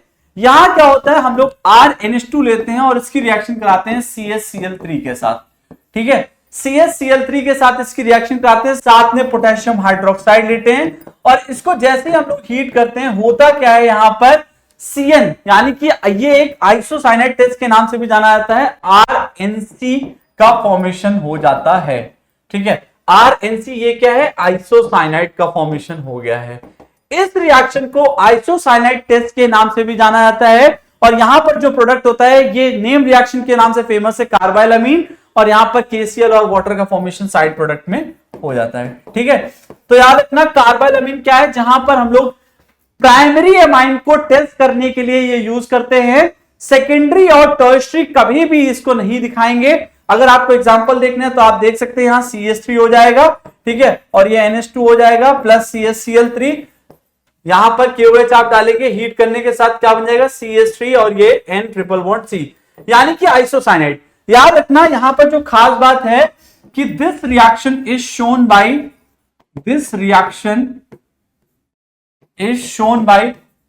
Only primary 1 degree amine, secondary और 2 डिग्री अमाइन के लिए रिएक्शन नहीं है। तो इस रिएक्शन को हम एज अ टेस्ट भी यूज करते हैं, जिसको फेमस बोलते हैं आइसोसाइनाइड टेस्ट, जिसका केस ये होता है कि ये बताता है कि जो गिवन अमाइन है वो प्राइमरी है या फिर नहीं है, ठीक है। अगर टेस्ट दे दिया तो प्राइमरी है, नहीं दिया तो यानी कि सेकेंडरी या फिर टर्शियरी में से कोई एक है, ठीक है। नेक्स्ट चलते हैं, नेक्स्ट है reaction with the nitrous acid. तो नाइट्रस एसिड क्या होता है, HNO2। अगर हम इसकी रिएक्शन RNH2 की रिएक्शन HNO2 के साथ कराते हैं तो प्रोडक्ट में क्या मिलेगा, हमें प्रोडक्ट में मिलता है, पहले इसकी रिएक्शन कंडीशन है NaNO2 प्लस HCl, तो ये फेमस कंडीशन है डाइजोनियम सॉल्ट की, तो प्रोडक्ट में मिल जाता है RN2 positive Cl negative, RN2 positive और ये Cl नेगेटिव, ठीक है। तो ये आपका क्या है, डाइजोनियम सॉल्ट है। आई होप सभी को याद होगा, NaNO2 और HCl की प्रेजेंस में होता है। अगर इसको हम लोग फर्दर इसमें वाटर डालते हैं तो इससे क्या मिलता है, मुझे अल्कोहल का फॉर्मेशन हो जाता है। तो ये एमाइन से अल्कोहल में कन्वर्ट करने का भी एक तरीका हो सकता है, जिसमें मेरा nitrogen as a side product निकल जाएगा, ठीक है। तो ये कन्वर्जन है जो आपको याद रखना होगा, क्योंकि इसमें क्या होता है, हम लोग प्राइमरी एमाइन की रिएक्शन कराते हैं नाइट्रस एसिड के साथ और एलिफैटिक डाइजोनियम सॉल्ट जो आपका RN2Cl नेगेटिव है उसका फॉर्मेशन हो जाता है, ठीक है। चलिए नेक्स्ट चलते हैं, नेक्स्ट है एरोमेटिक एमाइन। एरोमेटिक एमाइन जो होते हैं वो यूजुअली रिएक्ट करते हैं नाइट्रस एसिड के साथ काफी लो टेम्परेचर पर, ठीक है। अगर हमें एरोमेटिक एमाइन देखना है तो एनिलीन से बढ़िया कुछ है नहीं, ठीक है। इसमें हम लोग अगेन हमारी reaction condition NaNO2 plus HCl, बस इतना है कि टेम्परेचर लो रहता है। याद रखना यहां टेम्परेचर कम रहता है। वेरी इंपॉर्टेंट क्लास जो यहां पर बनती है तुम्हारी, ठीक है, डाइजोनियम सॉल्ट यहां पर भी बन जाता है, जो कि बहुत इंपॉर्टेंट होती है कई सारी रिएक्शंस के प्रोडक्ट को बनाने में, ठीक है। तो ये क्या बन जाता है, N2 पॉजिटिव Cl नेगेटिव, ये आपका डाइजोनियम सॉल्ट का फॉर्मेशन हो जाता है। और डाइजोनियम सॉल्ट जो है वो बहुत ज्यादा इंपॉर्टेंट है। अभी तक हम लोगों ने जितने भी चैप्टर पढ़े हैं ऑर्गेनिक केमिस्ट्री के, आपको ये बात फील हुई होगी कि डाइजोनियम सॉल्ट ऑलमोस्ट हर रिएक्शन में किसी ना किसी फॉर्म में आपको देखने को मिला ही मिला है, ठीक है। इसलिए ये बहुत ही इंपॉर्टेंट चीज है, तो आप इसको एज इट इज याद रखिएगा। नेक्स्ट है एराइल सल्फोनिल क्लोराइड के साथ रिएक्शन करानी है। फेमस इसका नाम है हिंसबर्ग रिएक्शन, ठीक है। हिल्सबर्ग रिएक्शन, और इसमें खास बात यह है कि ये प्राइमरी और सेकेंडरी के लिए होता है, ठीक है, प्राइमरी और सेकेंडरी के लिए। हम लोग एक रिएक्शन करके देखते हैं, बेंजीन सल्फोनिल क्लोराइड की रिएक्शन करानी है, करा देते हैं, ठीक है। तो बेंजीन सल्फोनिल क्लोराइड यानी कि SO2Cl, और इसकी रिएक्शन हम लोग प्राइमरी एमाइन कोई भी ले लेते हैं, मान लीजिए यहां पर C2H5NH2 ले लेते हैं, एक एमाइन लिया हमने C2H5 और ये NH2, प्रोडक्ट क्या बनेगा ये इंटरेस्टिंग है, ठीक है। तो प्रोडक्ट यहां पर क्या बनता है, ये आपका रिएक्शन था, प्रोडक्ट ये रहता है कि आपका Cl यहां से बाहर चला जाता है, Cl यहां से एज इट इज बाहर चला जाएगा, और यहां पर क्या बन जाएगा, NH लग जाएगा, और उसके बाद में C2H5, ठीक है, NH और ये C2H5 बन गया साइड में, क्योंकि यहां से Cl निकला और वहां से H निकला एमाइन से, तो वह HCl के फॉर्म में बाहर चला जाता है, बाकी आपका सब सही है इधर, ठीक है। इस केस में हमारा ये बन जाता है। ये किसका केस था, जब हमने प्राइमरी एमाइन की रिएक्शन कराई। व्हाट इफ सेकेंडरी एमाइन ले ले, ठीक है, तो सेकेंडरी एमाइन के केस में N, डाइइथाइल बन जाएगा, सब कुछ सेम रहेगा, जो हाइड्रोजन है बस उसी को हमें रिप्लेस कर देना है। अगर रिएक्शन देखें तो कुछ इस तरीके से होगी, S double bond O double bond O Cl, और यहां पर हम अगर रिएक्शन करा दें तो C2H5NH2 लिया था, यहां पर क्या हो जाएगा, NH हो जाएगा, साथ में C2H5 और ये भी C2H5 आ जाएगा। इन दोनों की रिएक्शन जब हम कराएंगे तो प्रोडक्ट यहां पर हमें पता है N, बन रहा है, मतलब हम यहां पर S डबल बॉन्ड O लगाएंगे और इधर क्या लगा देंगे, N C2H5 और ये, ठीक है। तो N, डाइइथाइल हमने यहां पर भी फॉर्मेशन कर लिया है, बेंजीन डाइसल्फोनामाइड बन चुका है यहां पर, ठीक है। सिंपल, यहां पर भी साइड प्रोडक्ट HCl निकला, क्लोरीन यहां से गया, हाइड्रोजन इस वाले नाइट्रोजन से अमाइन से निकल के चला गया, सेकेंडरी अमाइन से, ठीक है। उसके बाद टर्शरी अमाइन की बात करते हैं। टर्शरी अमाइन नो रिएक्शन, ठीक है, तो टर्शरी अमाइन इसके साथ कोई भी रिएक्शन नहीं देता है। हिल्सबर्ग टेस्ट में प्राइमरी और सेकेंडरी अमाइन टेस्ट देते हैं बट टर्शरी नहीं देते हैं, तो ये बात हमें याद रखनी होगी कि नहीं देते हैं, ठीक है। तो इसका यूज कैसे कर सकते हैं, अगर कहीं पर भी मान लीजिए हमें सेपरेशन करना है सेकेंडरी और टर्शरी का, तो सेकेंडरी जो होगा वो रिएक्शन दिखाएगा, जबकि जो टर्शरी होगा वो मिक्सचर में एज इट इज पड़ा रह जाए, क्योंकि वो रिएक्शन ही नहीं दिखाता है हिल्सबर्ग टेस्ट की, ठीक है। चलिए अगली रिएक्शन देखते हैं, electrophilic substitution reaction. Electrophilic substitution reaction की अगर हम लोग बात करें तो हमें पता है एनिलीन के रेजोनेटिंग स्ट्रक्चर्स होते हैं, जिसकी वजह से क्या होता है, ये ortho and para directing group है।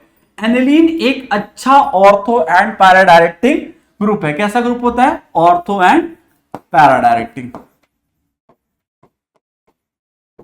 Ortho and para directing group है एनिलीन, ठीक है। इसमें हम लोग रिएक्शन देखते हैं, पहली रिएक्शन है ब्रोमिनेशन,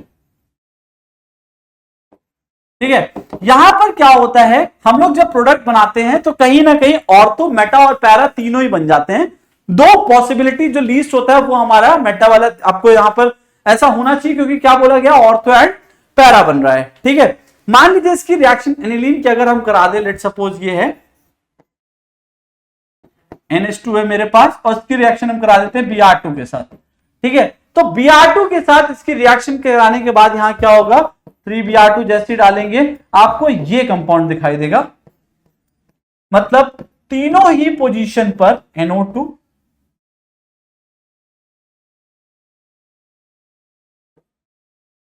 देखो इसका प्रोडक्ट क्या बनेगा आपका, ये एनिलीन बन चुका है। एनिलीन के केस में कैसा ग्रुप है, ऑर्थो एंड पैरा, तो ऑर्थो और पैरा पोजीशन पर Br लगा देंगे, ये लग गया, ठीक है। ये एक प्रोडक्ट बना जब हम लोगों ने कोई भी रिएक्शन कंडीशन यहां पर नहीं दिया है। हमने ऐसा नहीं कहा है कि ब्रोमोनेशन है या मतलब मोनोब्रोमिनेशन कराना है, या ये जनरल ब्रोमिनेशन है जिसमें फाइनल प्रोडक्ट ये बन जाता है, क्योंकि ऑर्थो एंड पैरा डायरेक्टिंग बोल रहे हैं तो ऑर्थो और पैरा पर हमने ये लगा दिया है। व्हाट इफ हमें मोनोब्रोमिनेशन कराना है, तब क्या होगा। इंटरेस्टिंग कहानी वहीं पर है कि मोनोब्रोमिनेशन में क्या करेंगे, यानी हमें सिर्फ एक ब्रोमीन चाहिए पूरे एनिलीन पर, तब क्या होगा, तब कुछ ऐसा हो जाएगा बेटा कि मान लीजिए आपके पास जो एनिलीन था, हमें उसे क्या करना पड़ेगा, प्रोटेक्ट करना पड़ेगा हाइड्रोजन को, ठीक है। मतलब ये आपका NH2 है, जब हाइड्रोजन की अवेलेबिलिटी ही नहीं रहेगी तो रिएक्शन कहां से करेगा, यहां पर NH2 के लिए हम क्या करते हैं, इसके एक हाइड्रोजन को प्रोटेक्ट करने के लिए CH3CO2O इसके साथ रिएक्शन करा देते हैं, ठीक है। इसके साथ हम रिएक्शन कराते हैं। फर्दर क्या होता है आपका, हाइड्रोजन प्रोटेक्ट होकर के ये बन जाता है NH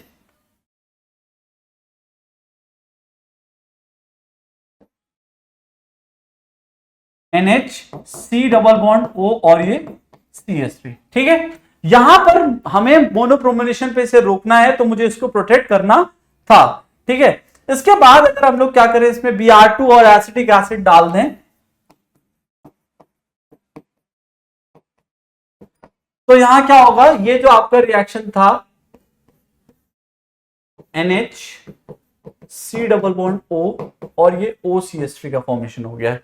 ठीक है, इसके बाद जो फर्दर स्टेप होता है, इसमें हम क्या करते हैं, हम यहां से फाइनल स्टेप हमारा बनता है, हम लोग मोनोब्रोमिनेशन का प्रोडक्ट यहां पर ले लेते हैं और ये यहां ब्रोमीन आकर के अटैक मार देता है, ये बन जाता है। ठीक है, तो इस तरीके से मोनोब्रोमिनेशन भी करा जा सकता है किसी भी मतलब हमारा एमीन का। ठीक है, अगर आप कंडीशन नहीं देंगे, ग्रुप को प्रोटेक्ट नहीं करेंगे हाइड्रोजन को, तो फिर वो जो 3 ब्रोमीन वाला कंपाउंड है उसको दिखा देगा। ठीक है, ट्राई ब्रोमो दिखाएगा, मोनो चाहिए तो मुझे प्रोटेक्ट करना पड़ेगा। ठीक है, ठीक है, तो ब्रोमिनेशन के बाद जो हमारी नेक्स्ट रिएक्शन है वो कौन सी है, नाइट्रेशन। ठीक है, तो अगर हम नाइट्रेशन की बात करते हैं, तो डायरेक्ट नाइट्रेशन जब होता है तो इसमें आपको नाइट्रो डेरिवेटिव दिखाई देते हैं, जैसे कि ऑर्थो, मेटा एंड पैरा। अब खास बात यह है कि एक्चुअली इस रिएक्शन में मेटा डेरिवेटिव ज्यादा नहीं बनना चाहिए था। आप समझ रहे हैं, ortho para directing in nature है, तो ज्यादा मेटा कैसे बनेगा। बट द पॉइंट इज कि हम यहां पर ज्यादा एसिडिक मीडियम ले रहे हैं रिएक्शन को करने के लिए। जैसे कि अगर हम लोग इसके एसिडिक मीडियम की बात करें तो क्या है, let suppose this is our NH2 aniline, है ना, और हमने यहां पर क्या ले रखा है तुम्हारा, एक तो HNO3 लिया हुआ है और दूसरा H2SO4 लिया है। ठीक है, तो ये दोनों चीजें क्या है, मीडियम को बहुत ज्यादा एसिडिक बना रही हैं, जिसकी वजह से क्या होता है, एक तो यहां पर ये तुम्हारा पैरा बन गया। ठीक है, ये क्या हो गया, पैरा नाइट्रो, है ना। इसका जो परसेंटेज है वो लगभग 51% के आसपास बनता है। मेटा भी यहां पर बनेगा और ऑर्थो भी बनेगा। ठीक है, तो मान लीजिए सेकेंड ये हो गया आपका ऑर्थो वाला।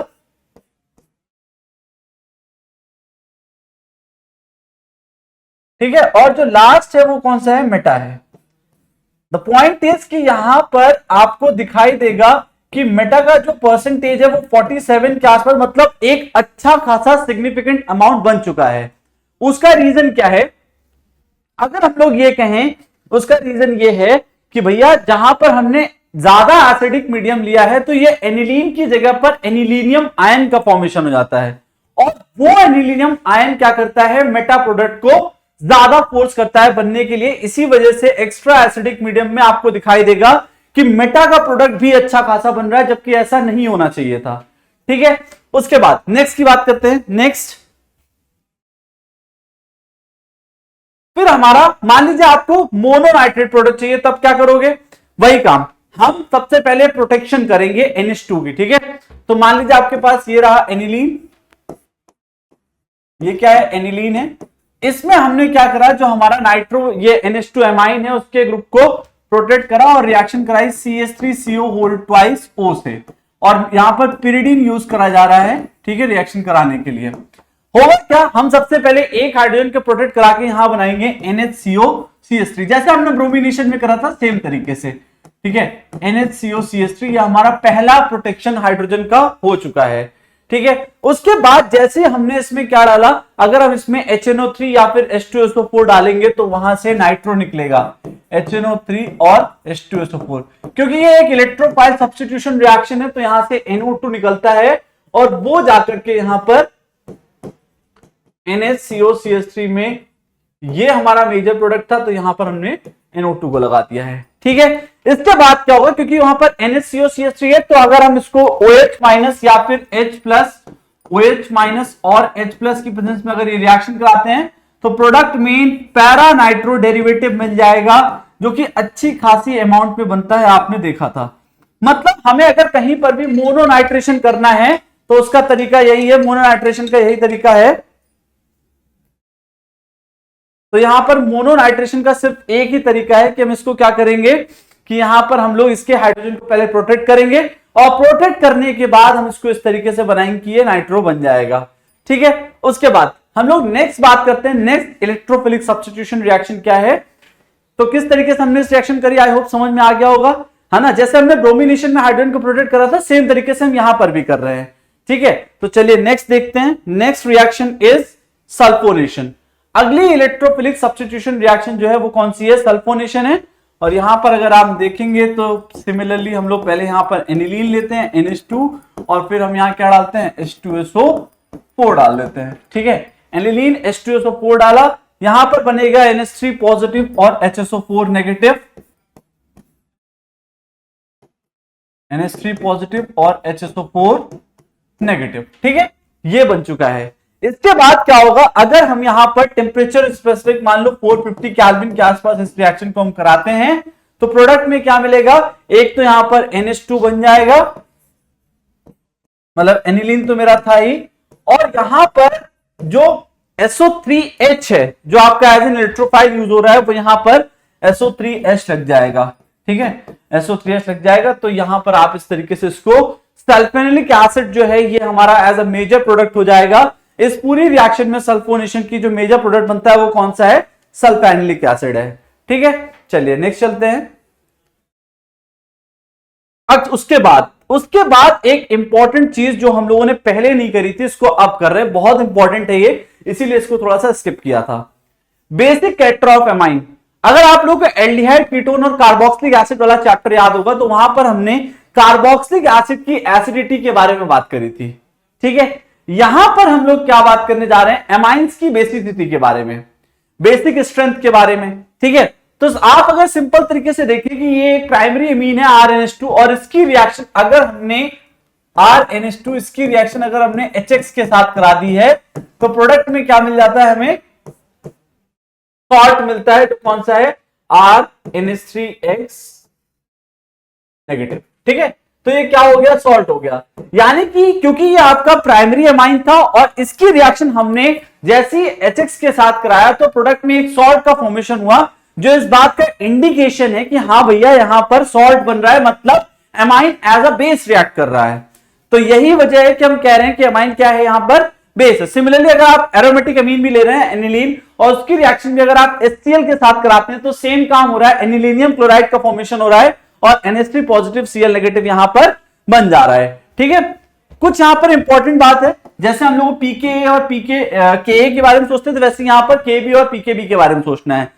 तो larger the value of Kb, दो चीजों हम लोग बोलेंगे अच्छा एसिड, एक तो हो जाएगा larger value of Kb, larger value of Kb, और दूसरा हो जाएगा स्मॉलर वैल्यू ऑफ pKb, ठीक है। क्या हो जाएगा, स्मॉलर वैल्यू ऑफ pKb। तो दो चीजें हैं, पहला लार्जर वैल्यू ऑफ Kb, अगर Kb की वैल्यू ज्यादा है, या फिर ये कह दो कि जो pKb है उसकी वैल्यू स्मॉलर है, तो हम ये कह सकते हैं कि भैया जो तुम्हारा बेस होगा वो बहुत अच्छा बेस हो जाएगा। लेकिन कंडीशन यही है कि अगर Kb की वैल्यू बहुत ज्यादा है और जो pKb है उसकी वैल्यू क्या है, बहुत ज्यादा कम है, ठीक है। तो इस तरीके से हम लोग क्या कर सकते हैं, इसको आगे कर सकते हैं, ठीक है। चलिए आगे चलते हैं नेक्स्ट। अब बेसिसिटी के बारे में समझना एक अपने में इंपॉर्टेंट टास्क है, तो उसको हमें देखना पड़ेगा। सबसे पहले अगर हम लोग एल्काइल अमाइन की बात करें, तो एल्काइल अमाइन में सीधी सी बात है, हमें पता है 1 डिग्री 2 डिग्री और 3 डिग्री होते हैं। हम यहां पर कंडीशंस पढ़ने वाले हैं, एक तो गैसियस फेज में देखेंगे क्या हो रहा है, दूसरा सॉल्वेंट फेज में भी देखेंगे क्या रिएक्शन हो रही है, ठीक है। तो हम लोग स्टार्ट करते हैं गैसियस फेज के साथ। चलिए तो देखते हैं गैसियस फेज, गैस फेज, ठीक है। चलिए यहां देखते हैं क्या हो रहा है। आपको पता है 1 डिग्री 2 डिग्री और 3 डिग्री, 3 अमाइन है, यहां पर 3 डिग्री है, ठीक है, प्राइमरी सेकेंडरी और टर्शरी, ठीक है। अब देखो गैसियस फेज की बात करते हैं। अगर मान लीजिए हम क्या करें, यहां पर कहीं पर भी लेट सपोज 3 R ग्रुप होते हैं 3 डिग्री में, 2 डिग्री में 2 R है और 1 डिग्री में 1 R होता है, यही तो होता है ना। यहां पर मजे की बात यह है कि ये हम लोग जानते हैं कि अगर प्लस आई इफेक्ट है, मतलब जैसे जैसे प्लस आई इफेक्ट बढ़ेगा वहां बेसिसिटी क्या हो जाएगी, बढ़ती जाएगी। ये सिर्फ प्लस आई के साथ नहीं है, जितना भी प्लस आर है, ये सारे जो प्लस वाले ग्रुप में या प्लस वाले जो इफेक्ट हैं, ये क्या करते हैं, बेसिसिटी को बढ़ा देते हैं, ठीक है। इस हिसाब से आपको पता है कि इसमें 3 R होंगे, ठीक है, यहां पर 2 R ग्रुप होंगे, 2 अल्काइल, यहां 1 होगा। मतलब यह है क्योंकि R ग्रुप जो होता है वो एक्ट करता है एज इलेक्ट्रॉन डोनेटिंग ग्रुप, ठीक है। अगर ये इलेक्ट्रॉन डोनेटिंग ग्रुप की तरीके काम करेगा, मतलब ये क्या करेगा, इलेक्ट्रॉन डेंसिटी को बढ़ा देगा। जब ये इलेक्ट्रॉन डेंसिटी को बढ़ा देगा तो वहां से क्या होगा, बेसिसिटी भी बढ़ जाएगी, ठीक है। तो यही वजह है कि 3 डिग्री जो होता है 2 डिग्री से ज्यादा होता है बेसिक, मतलब 3 degree maximum, then 2 degree and then 1 degree. But ये केस किसमें है, सिर्फ और सिर्फ गैस फेज में है, ठीक है। अगला फेज समझते हैं, सॉल्वेशन का फेज, ठीक है। सॉल्वेशन का फेज सेकेंड फेज है यहां पर सॉल्वेशन। अगर आप एनसीईआरटी देखेंगे तो यहां पर एक एक चीज ऐसे ही बताई गई है, बट द पॉइंट इज कि जब आप उसको पढ़ेंगे तो हो सकता है आप कंफ्यूज हो जाएं, इसलिए मैं इसको अलग से बता रहा हूं, ठीक है। सॉल्वेशन का फेज देखते हैं। मान लीजिए आपने यहां पर मान लिया RNH2 और यहां पर H+ ऑलरेडी अवेलेबल था, तो ये इस पे जाकर के अटैक मारेगा और यहां पर बन जाएगा RNH3 पॉजिटिव, सही है, ये बन चुका है RNH3 पॉजिटिव, सही है। तो अगर इसमें हम देखें तो यहां पर RNH3 पॉजिटिव ये क्या है, 1 डिग्री है, हम क्योंकि यहां पर क्या बन गया है, कैटायन बन गया है। तो डेफिनेटली अगर मुझे सॉल्वेशन में बेसिसिटी चेक करनी है तो मुझे कैटायन की स्टेबिलिटी के पास जाना पड़ेगा। तो हम लोग कैटायन की स्टेबिलिटी ही यहां पर चेक करना चाहते हैं। मान लीजिए आपके पास यह है कि RNH3 पॉजिटिव ये 1 डिग्री है, ठीक है। R2NH2 पॉजिटिव 2 डिग्री हो गया और लास्ट है R3NH पॉजिटिव, ये 3 डिग्री हो गया। 1 डिग्री, 2 डिग्री और 3 डिग्री। समझना, सॉल्वेशन का मतलब यह है कि कितना वाटर मॉलिक्यूल उस पर्टिकुलर मॉलिक्यूल को चारों तरफ से घेर सकता है, यही तो बात है। अगर आप 1 डिग्री की तरफ देखेंगे, अगर आप 1 डिग्री की तरफ देखेंगे तो यहां पर आपको दिख रहा है 3 हाइड्रोजन है, 3 हाइड्रोजन है, मतलब अगर वाटर मॉलिक्यूल आ जाएगा तो ये 3 के साथ 3 वाटर मॉलिक्यूल जोड़ सकता है, क्योंकि तीनों के साथ हाइड्रोजन बॉन्डिंग दिखा लेगा। ये 2 के साथ दिखाएगा और ये 1 के साथ दिखाएगा, सही है। सिंपल सी बात है कि अगर आप देखोगे RNH3 पॉजिटिव में 3 हाइड्रोजन है तो हाइड्रोजन बॉन्डिंग दिखाने के चांसेस ज्यादा बढ़ गए, मतलब 3 बार 3 वाटर मॉलिक्यूल ऐड कर सकता है, खुद से कर लिया है। दूसरे वाले केस में अगर आप देखेंगे R2NH2 तो यहां पर 2 डिग्री है, मतलब 2 हाइड्रोजन है, ठीक है। और थर्ड केस में अगर आप देखते हैं तो R3NH है जहां पर 3 डिग्री, मतलब 1 वाटर मॉलिक्यूल ऐड होने वाला है, ठीक है। तो सिंपल सी बात है, अगर आप स्टेबिलिटी की बात करेंगे तो ये, फिर ये और लास्ट में वो वाला 3 डिग्री, ठीक है। मतलब 1 डिग्री सबसे ज्यादा स्टेबल कैटायन, फिर 2 डिग्री और फिर 3 डिग्री। अब मैंने ये बोला था जितना ज्यादा स्टेबल कैटायन हो गया उतना बढ़िया क्या हो जाएगा, बेस हो जाएगा। तो अगर हम लोग यहां पर बेसिसिटी का कंपैरिजन करते हैं, अगर हम यहां पर बेसिसिटी का कंपैरिजन करते हैं तो भाई 1 डिग्री सबसे ज्यादा, then 2 degree and then 3 degree. Difference समझ में आ रहा है? गैस फेज में और सॉल्वेंट या फिर एक्वस फेज में कितना डिफरेंस है, जस्ट उल्टा हो चुका है पूरा का पूरा मामला, सही है। यहां पर 3 डिग्री सबसे ज्यादा था, वहां पर बेसिक कौन है, 2 डिग्री है, ठीक है, सॉरी 3 डिग्री है। अब एक और फैक्टर देखते हैं, यह भी फैक्टर काफी इंपॉर्टेंट है। अगर हम लोग देखेंगे तो यह फैक्टर थर्ड फैक्टर है हमारा स्टेरिक हिंड्रेंस का फैक्टर, ठीक है। तो थर्ड फैक्टर जो हम लोग पढ़ते हैं बेसिसिटी में वो किसका है, स्टेरिक हिंड्रेंस का। जरा ध्यान से सुनना, यहां पर भी एक इंटरेस्टिंग सी बात है, स्टेरिक हिंड्रेंस, ठीक है। क्या है, स्टेरिक हिंड्रेंस है। देखो अगर हम ये कहें कि मान लीजिए ये आपका 1 डिग्री है, ठीक है, और अगर हम यहां पर 2 डिग्री बनाते हैं तो क्या हो जाएगा, RNH और ये R। 3 डिग्री में N R R और ये भी R, समझो। अगर मान लीजिए यहां पर अप्रोच की बात करें तो कहां पर अप्रोच करना आसान होगा, सिंपल सी बात है, क्योंकि जो 3 डिग्री है, 3 डिग्री अमाइन है, उसमें 3 R ग्रुप है और 3 R ग्रुप होने की वजह से होगा क्या कि इसको अप्रोच कर पाना पॉसिबल नहीं हो पाएगा, या आसानी से अप्रोचेबल नहीं है ये, ठीक है। लेकिन 1 डिग्री अमाइन की तरफ जब देखता हूं तो एक R ग्रुप है, इस R ग्रुप को अप्रोच कर पाना ज्यादा आसान है कंपैरेटिवली 2 डिग्री या फिर 3 डिग्री के। तो हम लोग अगर बेसिसिटी का ऑर्डर इस केस में पढ़ते हैं, यानी कि यहां पर, तो क्या हो जाएगा, बेसिसिटी का ऑर्डर क्या हो जाएगा आपका, 1 डिग्री सबसे ज्यादा, then 2 degree and then 3 degree. ठीक है, ये आपका क्या हो जाएगा, ऑर्डर हो जाएगा किस केस में, स्टेरिक हिंड्रेंस वाले केस में। क्यों, क्योंकि 1 डिग्री के पास एक आर ग्रुप है तो इजीली अप्रोचेबल है। 2 डिग्री उससे थोड़ा सा कम और 3 डिग्री मतलब मान के चलो ना के बराबर है, क्योंकि अप्रोच कर ही नहीं सकते, बड़े बड़े 3 आर ग्रुप लगे हुए हैं। अब ठीक है, ये बात हो गई जनरल बात। कुछ स्पेसिफिक केस हैं, अगर आर ग्रुप हम डिसाइड कर ले खुद से, मतलब मान लीजिए एक बार C2H5 हो जाए मेरा आर और एक बार मिथाइल हो जाए, तब क्या ऑर्डर होगा। ये क्यों पढ़ाया जाता है, क्योंकि ये चीजें एक्सपेरिमेंट से निकाली गई हैं, और एक्सपेरिमेंट कैसा कहता है वो आपको सुनना होगा। मान लीजिए हम पहला केस लेते हैं, आर मेरा C2H5 है, ठीक है, मतलब हमने इथाइल ग्रुप को अपना आर ले लिया है। तो अगर मैं इसमें ऑर्डर लिखता हूं तो C2H5 का होल ट्वाइस NH ये रहा, ठीक है। और दूसरा केस अगर हम लिखते हैं, मान लीजिए ये C2H5 का होल थ्राइस NH, ठीक है, और लास्ट हो जाएगा C2H5N, ठीक है, ये हो जाएगा C2H5NH2। सिंपल सी बात है ना। तो यहां पर यह पता चल रहा है कि भैया बेसिसिटी जो होगी, ऑर्डर इसका क्या होता है, 2 डिग्री सबसे ज्यादा है, फिर 3 डिग्री और फिर 1 डिग्री है। लकीली ये जो ऑर्डर है ये आपका एक्सपेरिमेंट से आया हुआ है, तो आपको सिर्फ इतना पता होना चाहिए कि एक्सपेरिमेंट के थ्रू हम लोग यहां तक पहुंचे हैं और यहीं से हमने इसका कंक्लूजन निकाला है।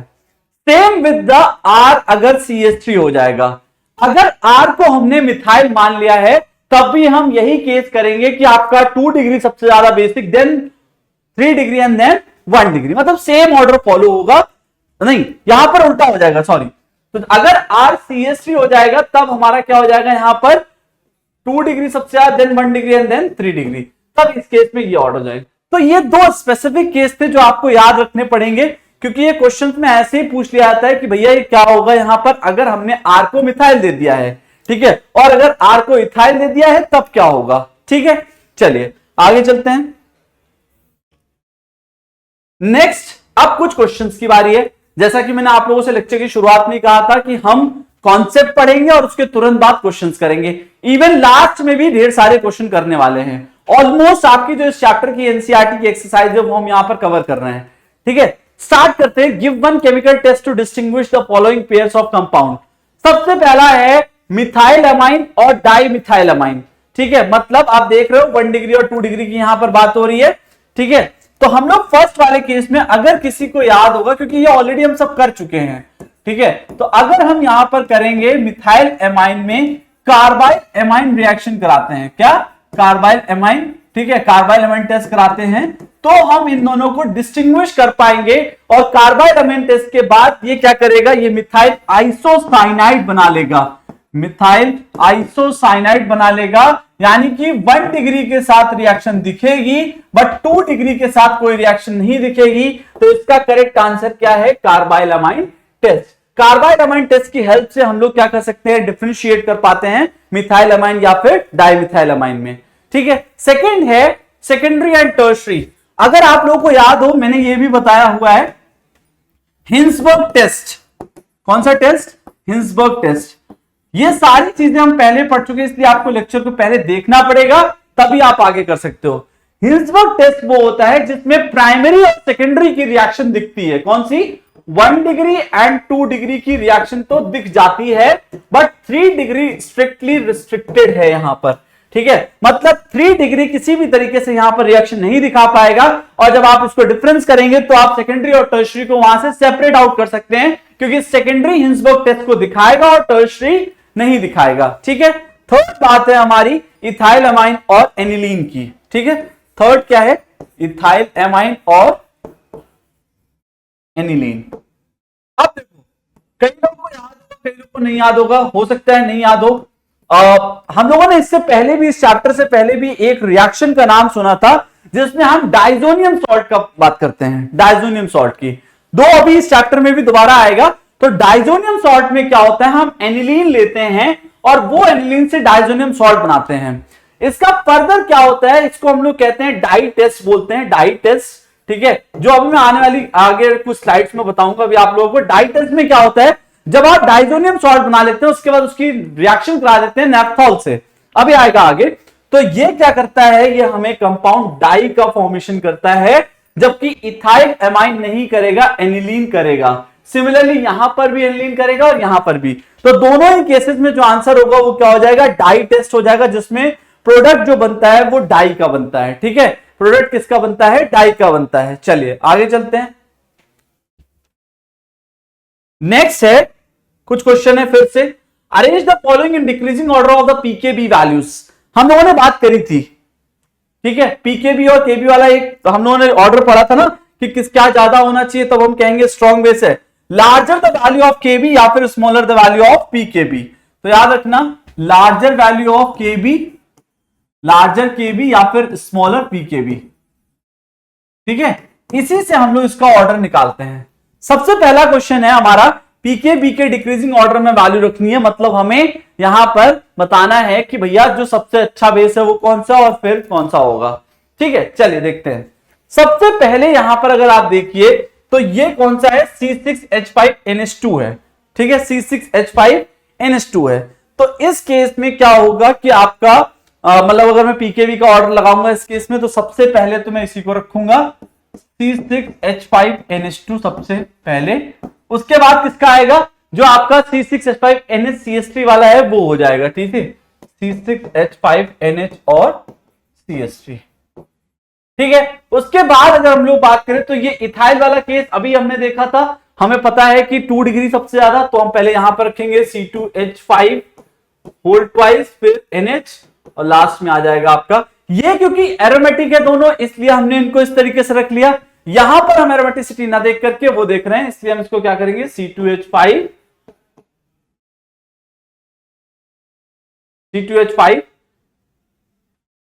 NH2।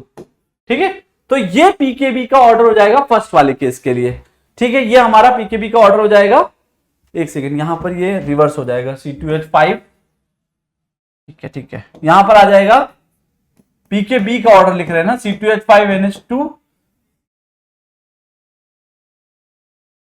और फिर आ जाएगा whole twice NH, whole twice NH। ठीक है, तो ये रहेगा ऑर्डर हमारा। सबसे पहले C6H5NH2, फिर C6H5NHCH3, फिर C2H5NH2 और लास्ट में आ जाएगा आपका C2H5NH। ठीक है, चलिए, तो ये वाला क्वेश्चन हमारा हो गया। नेक्स्ट पार्ट देखते हैं, सेकेंड पार्ट, जिसमें हमें क्या करना है, increasing order of basic strength लगाना है यहां पर भी। ठीक है, तो अगर हम इसमें increasing order of basic strength की बात करते हैं तो यहां पर C2H5 वाला जो है वो सबसे ज्यादा हो जाएगा, C2H5 होल ट्वाइस NH। ठीक है, ये सबसे ज्यादा हो जाएगा। उसके बाद CH3NH2।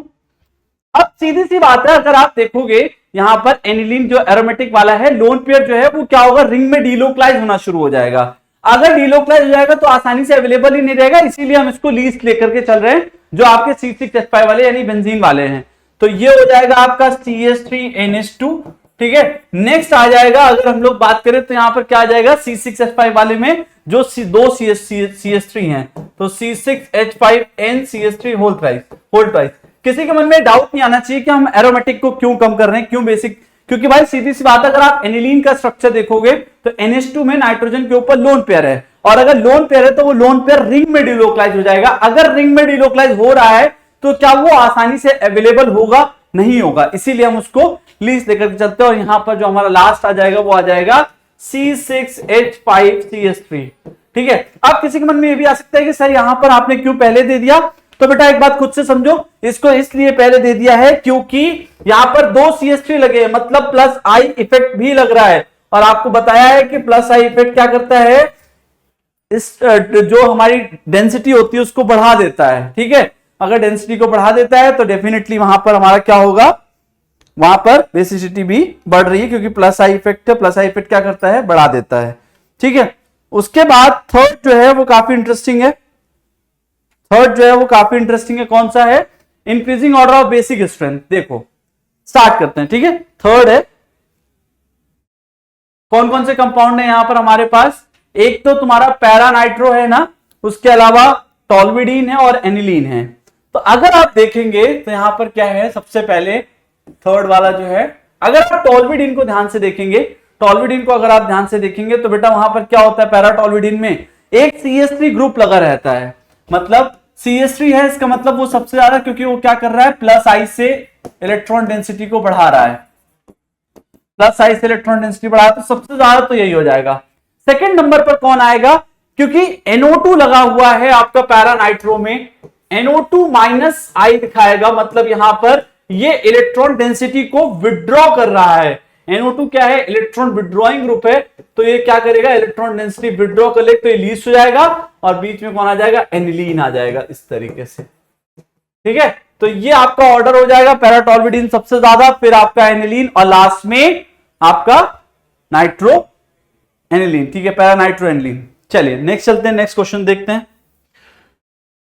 नेक्स्ट है हाउ विल यू कन्वर्ट, यानी कन्वर्जन आ गए। पहला है ethanoic acid, first conversion is of ethanoic acid into methenamine. तो हम लोग ले लेते हैं CH3COOH जो कि इथेनोइक एसिड है, इसके रिएक्शन अगर हम लोग SOCl2 से कराते हैं, इसके साथ SOCl2, तो प्रोडक्ट बनेगा CH3COCl, प्रोडक्ट बन जाएगा CH3COCl। और इसके बाद हम लोग अगर करें यहां पर एमाइड का फॉर्मेशन समहाउ करा दें, किसका, एमाइड का। ठीक है, तो जैसे ही हम एमाइड का फॉर्मेशन करेंगे यहां पर हमारा काम ऑलमोस्ट आधा हो जाएगा, फिर हमें सिर्फ रिड्यूस कराना होगा उसको। ठीक है, तो यहां पर हम क्या करते हैं, अमोनिया डाल देते हैं, वो भी एक्सेस में।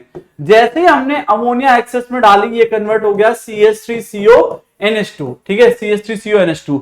और CH3CONH2 को फिर आपको पता है, हमने देखा था कि हम बेंजामाइड से जा सकते हैं। कौन सी रिएक्शन होती थी, हॉफमैन ब्रोमाइड डिग्रेडेशन रिएक्शन, जिसमें हम क्या करते थे, Br2 और KOH डालते थे, Br2 और KOH डालते थे, और प्रोडक्ट में आपको मिल जाता था CH3NH2, यानी कि जो भी आपका एमाइन मांगा हुआ है वो, यहां मिथेनामाइन है तो CH3NH2 का फॉर्मेशन हो गया है।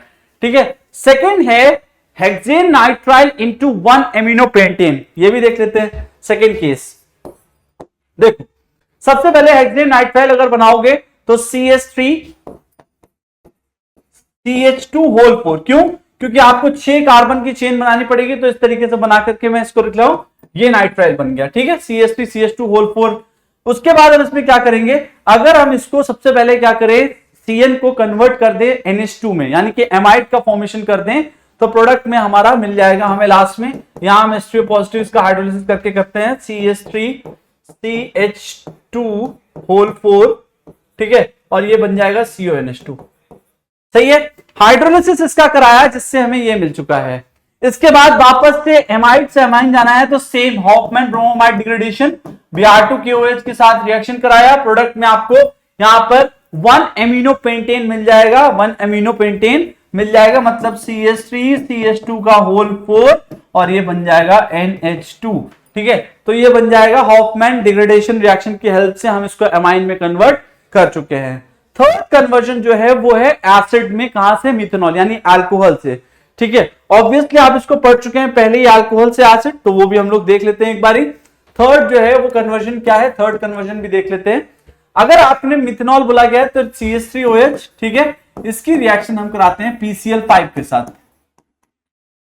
CH3OH की रिएक्शन हमने कराई PCl5 के साथ, तो पहले बना यहां CH3Cl, फिर मैंने इसमें क्या डाल दिया, KCN। ठीक है, KCN डाल दिया, और KCN डालने के बाद ये क्या बन गया, CH3CN बन गया, और इसको फिर हमने जैसे ही हाइड्रोलिसिस कराया इसका H3O पॉजिटिव के प्रेजेंस में, प्रोडक्ट हो गया CH3COOH। ठीक है, तो इस तरीके से हमने इसका आसानी से कन्वर्जन कर लिया है बिना किसी प्रॉब्लम के। ठीक है, नेक्स्ट क्या है हमारा, नेक्स्ट कन्वर्जन कौन सा है, फोर्थ है इथेनामाइन टू मिथेनामाइन। ठीक है, मतलब हमें यहां पर कार्बन कम करना होगा। ठीक है, चलिए सबसे पहले इथेनामाइन करते हैं। ठीक है, CH3CH2NH2, CH3CH2NH2, और इसकी रिएक्शन अगर हम लोग से करा देते हैं तो क्या बन जाएगा, CH3CH2 और ये OH अल्कोहल में कन्वर्ट हो गया। ठीक है, उसके बाद अगर इसका हम ऑक्सीडेशन करा दें K2Cr2O7 की प्रेजेंस में, तो ये क्या हो जाएगा, जो आपका अल्कोहल है वो कन्वर्ट हो जाएगा किसमें, एल्डिहाइड में, CH3CHO बन जाएगा। ये क्या बन जाएगा, CH3CHO, और इसको अगर हम फर्दर ऑक्सीडाइज करा दे तो ये एसिड में कन्वर्ट हो जाएगा, CH3COOH आ जाएगा। ठीक है, CH3COOH आ जाएगा, और उसके बाद आप सिंपल सी बात है, एसिड तक पहुंच गए, इसको एमाइड तक ले जाइए, और एमाइड से फिर आप ला सकते हैं इसको। ठीक है, तो हम डालते हैं यहां पर अमोनिया, प्रोडक्ट हो जाएगा CH3CONH2। ठीक है। और इसमें अगर हम लोग फर्दर इसमें क्या कर देंगे, जो सेम तरीके से एमाइड सेमाइन जो हॉफमैन वाली रिएक्शन थी, बहुत यूजफुल रिएक्शन है, ठीक है, और प्रोडक्ट मिल जाएगा CH3NH2। तो हम इथेनामाइन से मिथेनामाइन तक इस तरीके से आ सकते हैं। आपको ये याद रखना होगा कि हमारा जो हॉफमैन डिग्रेडेशन रिएक्शन है उसका यूज क्या है, ठीक है। चलिए आगे चलते हैं। नेक्स्ट अगर हम लोग बात करें तो नेक्स्ट है हमारा इसी चैप्टर का जो नेक्स्ट टॉपिक है वो है डाइजोनियम सॉल्ट, ठीक है। डाइजोनियम सॉल्ट का नाम आप लोगों ने कई बार सुन लिया है, अब उससे रिलेटेड कुछ चीजें जो हमें देखनी होंगी। अगर हम डाइजोनियम सॉल्ट की बात करें तो जनरल फॉर्मूला होता है Rn2 positive X negative. Generally आप लोगों ने ये देखा होगा, जनरली आज तक जो देखा होगा वो यही देखा होगा, N2 पॉजिटिव Cl नेगेटिव, ठीक है। तो यहां पर क्या हो सकता है, जरूरी नहीं है कि X केवल Cl रहे, X कुछ भी हो सकता है। It can be Br negative, it can be HSO4 negative, it can be BF4 negative, मतलब बहुत सारे X हो सकते हैं। X आपका यहां पर जो N2 पॉजिटिव के साथ जुड़ता है वो कुछ भी हो सकता है, ठीक है। होता क्या है, नेम बाय सफिक्सिंग डाइजोनियम, मतलब जो भी आपका पेरेंट हाइड्रोकार्बन है उसमें हम लोग डाइजोनियम जोड़ देते हैं, ठीक है। N2 ग्रुप जो है N2 पॉजिटिव, इसको हम लोग पर्टिकुलरली कहते हैं कि ये डाइजोनियम है। और जो भी आपका मान लीजिए क्लोराइड है तो हम बोलते हैं डाइजोनियम क्लोराइड हो गया है, अगर सल्फाइड है तो हम बोलेंगे डाइजोनियम हाइड्रोजन सल्फेट हो गया है, इस तरीके से, ठीक है। जैसे अगर आप देखें तो ये जो मेरा कंपाउंड लिखा हुआ है C6H5 N2 positive Cl negative है, इसको हम बोलते हैं बेंजीन डाइजोनियम क्लोराइड, ठीक है। क्या बोलते हैं, बेंजीन डाइजोनियम क्लोराइड। तो सफिक्स के तरीके यूज कराया जाता है ये, ठीक है, बेंजीन डाइजोनियम क्लोराइड, ठीक है। ये आपका क्या हो गया, बेंजीन डाइजोनियम क्लोराइड हो गया, और इस तरीके से आप इसमें आगे बढ़ सकते हैं। नेक्स्ट चलते हैं। नेक्स्ट है मेथड ऑफ प्रिपरेशन। तो हम सबसे पहले बात करते हैं मेथड ऑफ प्रिपरेशन की। दो आप लोग ऑलरेडी कई बार देख चुके हैं मेथड ऑफ प्रिपरेशन, पर फिर भी एक बार देख लेते हैं। हम यहां पर लेते हैं एनिलीन C6H5NH2 और इसकी रिएक्शन हम कराते हैं NaNO2 के साथ। किसके साथ, NaNO2 के साथ, ठीक है। NaNO2 और HCl के साथ जब ये रिएक्शन कराते हैं तो प्रोडक्ट में यहां पर क्या बनता है, बेंजीन डाइजोनियम क्लोराइड, ठीक है। क्या बन गया, बेंजीन डाइजोनियम क्लोराइड बन गया। इसके साथ में आपका NaCl बनता है और वाटर बन जाता है। तो ये रिएक्शन है, बेंजीन डाइजोनियम क्लोराइड का प्रिपरेशन हुआ है। यहां पर सिंपल तरीके से रिएक्शन हुई है, एनिलीन लिया, उसकी रिएक्शन NaNO2 और HCl के साथ कराया और प्रोडक्ट में आपको बेंजीन डाइजोनियम क्लोराइड का फॉर्मेशन दिख रहा है, ठीक है। उसके बाद हम लोग फिजिकल प्रॉपर्टी की तरफ जैसे सबका पढ़ते वैसे इसी का भी पढ़ेंगे। बेंजीन डाइजोनियम क्लोराइड जो है एक कलरलेस क्रिस्टलाइन सॉलिड है जो कि रेडिली सॉल्युबल होता है वाटर में और स्टेबल होता है, कोल्ड में रिएक्ट कर देता है जब हम लोग वाटर को गर्म कर देते हैं। मतलब कोल्ड वाटर के साथ इसकी कोई रिएक्शन नहीं होती, लेकिन अगर वाटर वार्म कर देंगे तो रिएक्शन हो जाएगी, ठीक है। और जब हम लोग उसको डिकम्पोज आता है, जब ये ड्राई स्टेट में होता है, जनरली जो ये बेंजीन डाइजोनियम फ्लोरोपोरेट है, ये वाटर इनसॉल्युबल है और स्टेबल रहता है रूम टेम्परेचर पर। तो इसकी फिजिकल प्रॉपर्टी में ज्यादा कुछ है नहीं, इसलिए इसमें ज्यादा टाइम भी नहीं देना है। केमिकल रिएक्शंस की तरफ चलते हैं, reactions involving displacement of nitrogen. तो डाइजोनियम क्लोराइड की जो रिएक्शन है इसमें होता क्या है जनरली कि जो आपका नाइट्रोजन यानी N2 पॉजिटिव है वो डिस्प्लेस हो जाता है, ठीक है। तो यहां पर पहला है रिप्लेसमेंट बाय द हैलाइड और साइनाइड आयन, ठीक है। ये फेमस रिएक्शन है जो आप ऑलरेडी पढ़ चुके हैं कई बार, जिसका नाम है Sandmeyer reaction. I am sure सभी ने नाम सुना है, वहां पर भी मैंने बताया था कि इसका स्टार्टिंग मटेरियल जो है वो डाइजोनियम सॉल्ट होता है, ठीक है। तो चलिए इसको देखते हैं कैसे करना है। सबसे पहले Ar N2 positive X negative, ये है, ठीक है। ये आपका डाइजोनियम सॉल्ट है। यहां पर हम क्या ले रहे हैं, मान लीजिए Cu2 Cl2 ले लेते हैं, क्योंकि आपको पता है सैंडमेयर में यही लेते हैं Cl2 Cl2 और ये HCl, ठीक है। ये हमारा क्या हो गया, दो रिएजेंट हो गए। प्रोडक्ट में क्या होगा, जो आपका N2 पॉजिटिव है वो हट जाएगा और ArCl का फॉर्मेशन हो जाएगा और N2 बाहर निकल जाएगा। मतलब हम यहां पे क्या करें, डिस्प्लेसमेंट पढ़ रहे हैं तो नाइट्रोजन ही डिस्प्लेस होने वाला है। सेकंड केस मान लीजिए यहां पर हमने Cu2Br2 ले लिया, तब क्या होगा, सेम Ar यानी कि एरोमेटिक रिंग और साथ में Br और N2 बाहर, ठीक है। सिमिलरली अगर यहां पर हम लोग क्या करें, CuCl ले ले, CuCl ले ले, ऑब्लिक KCl ले ले, तो यहां पर भी क्या होगा, ये ArCN का फॉर्मेशन हो जाएगा और N2 का फॉर्मेशन हो जाएगा एज अ साइड प्रोडक्ट। मतलब डिस्प्लेसमेंट रिएक्शन जो है, जो कि इसका नाम क्या है यहां पर, सैंडमेयर रिएक्शन है। सैंडमेयर रिएक्शन में क्या होता है कि अगर आप देखेंगे तो जो आपका N2 पॉजिटिव है ये डिस्प्लेस हो जाएगा। कौन डिस्प्लेस कर रहा है? अलग अलग ग्रुप है। जैसे यहां पर हमने HCl ले लिया तो Cl ने डिस्प्लेस कर दिया है, Br ले लिया तो Br ने डिस्प्लेस कर दिया है। तो सिंपल तरीके से इसको हम लोग लेकर के चलेंगे। ठीक है, नेक्स्ट करते हैं। नेक्स्ट नेम रिएक्शन जो यहां पर है वो कौन सी है? गेटरमैन रिएक्शन है। इसी में आती है डाइजोनियम सॉल्ट में। ये भी आप लोग पहले भी कई बार सुन चुके हैं। ठीक है, क्या है? Gattermann reaction. चल, गेटरमैन रिएक्शन है, गेटरमैन रिएक्शन करते हैं। अगेन गेटरमैन रिएक्शन में हम लोग क्या करेंगे? डाइजोनियम सॉल्ट तो ये रहा, इसमें हम क्या करते हैं? Cu और HCl डाल देते हैं। ठीक है, याद रखना गेटरमैन और जो आपकी सैंडमेयर रिएक्शन है, जो हम लोग रिएजेंट ले रहे होते हैं सिर्फ उसी में डिफरेंस दिखता है, बाकी क्या रहता है? सेम रहता है। तो यहां पर भी अगर देखोगे तो ये सिमिलरली ArCl का फॉर्मेशन हो जाएगा और यहां N2 बन जाएगा। सिमिलरली अगर मान लीजिए आपको यहां पर Br बनाना है तो आप CuHBr ले लीजिए।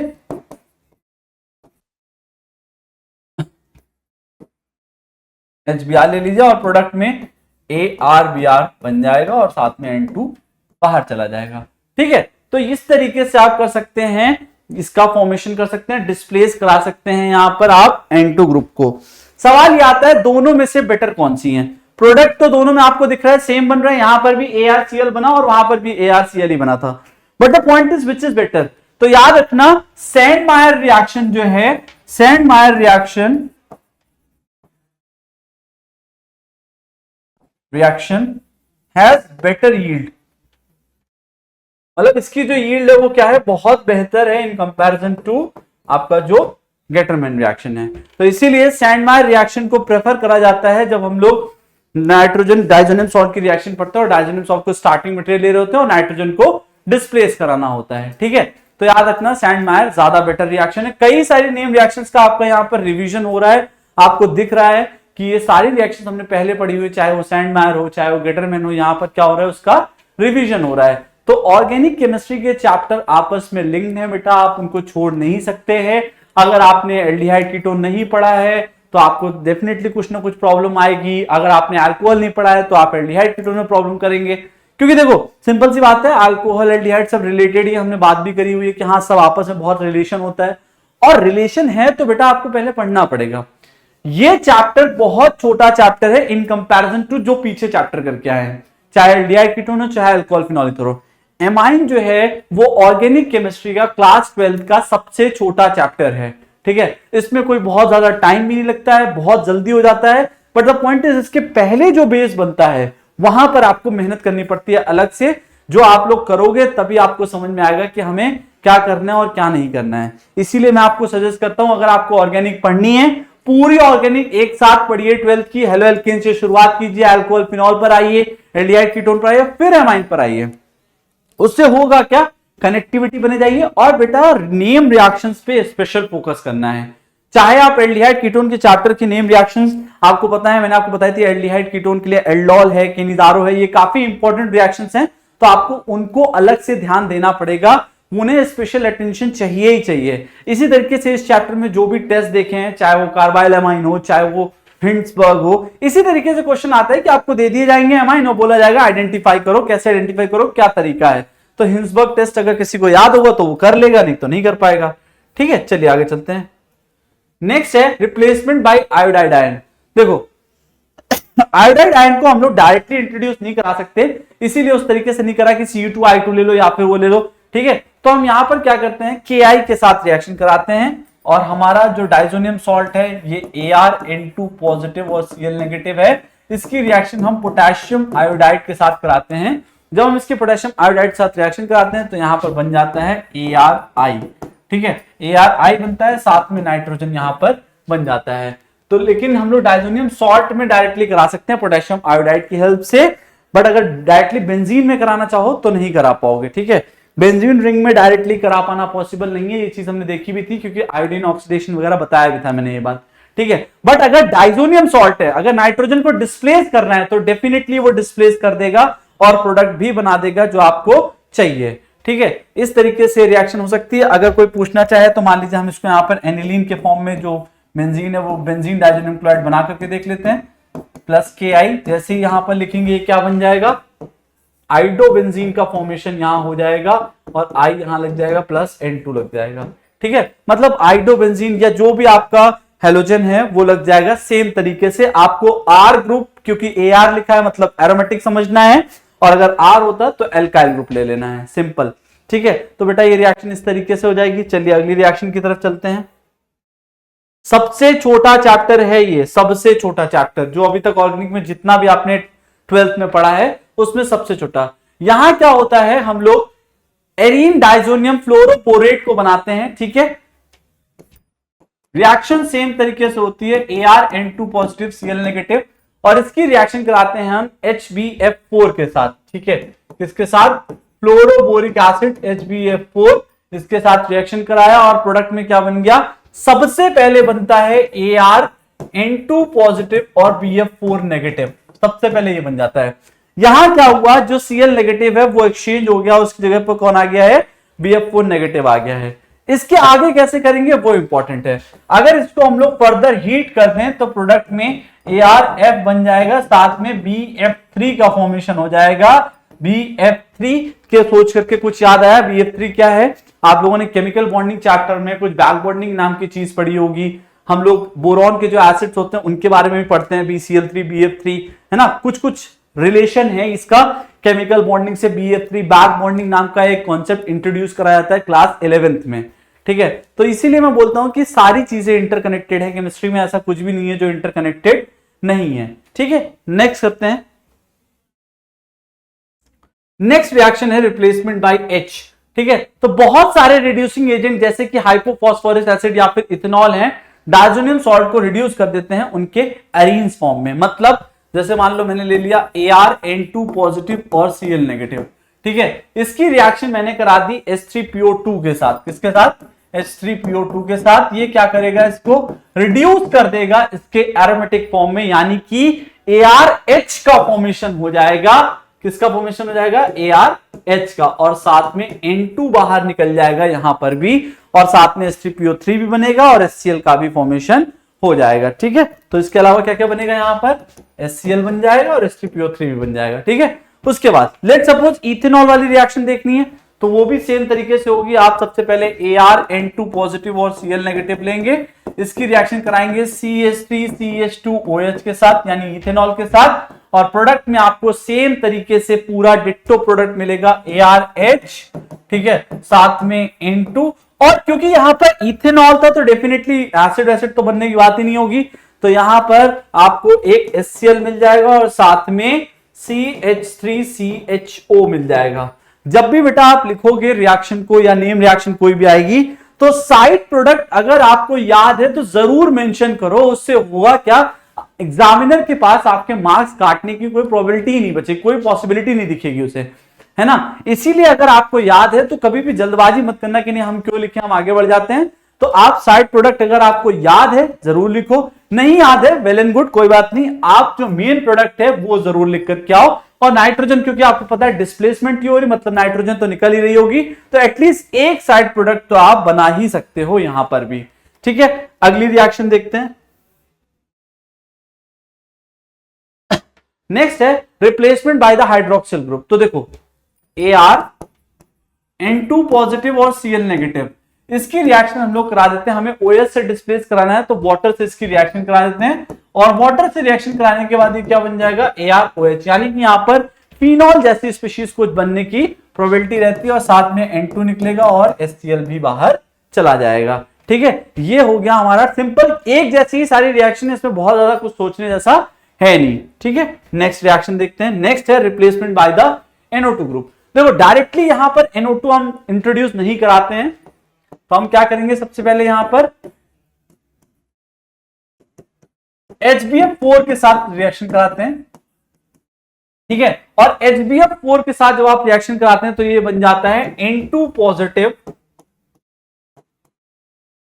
BF4 negative. ठीक है, N2 पॉजिटिव BF4 नेगेटिव। उसके बाद इसमें हम क्या करेंगे, अगर इसमें NaNO2 डाल दें, हम इसमें नाइट्रो ग्रुप का इंट्रोडक्शन किसी तरीके से करा रहे हैं, NaNO2 साथ में कॉपर, और इसको हीट करते हैं तो प्रोडक्ट में यहां पर नाइट्रो ग्रुप का इंट्रोडक्शन हो जाता है और ये आपका प्रोडक्ट बन जाता है। साथ में नाइट्रोजन गैस निकलेगी और NaBF4 भी निकल जाएगा। साथ में कौन कौन होगा, एक तो नाइट्रोजन हो जाएगा और दूसरा NaBF4 भी निकल जाएगा।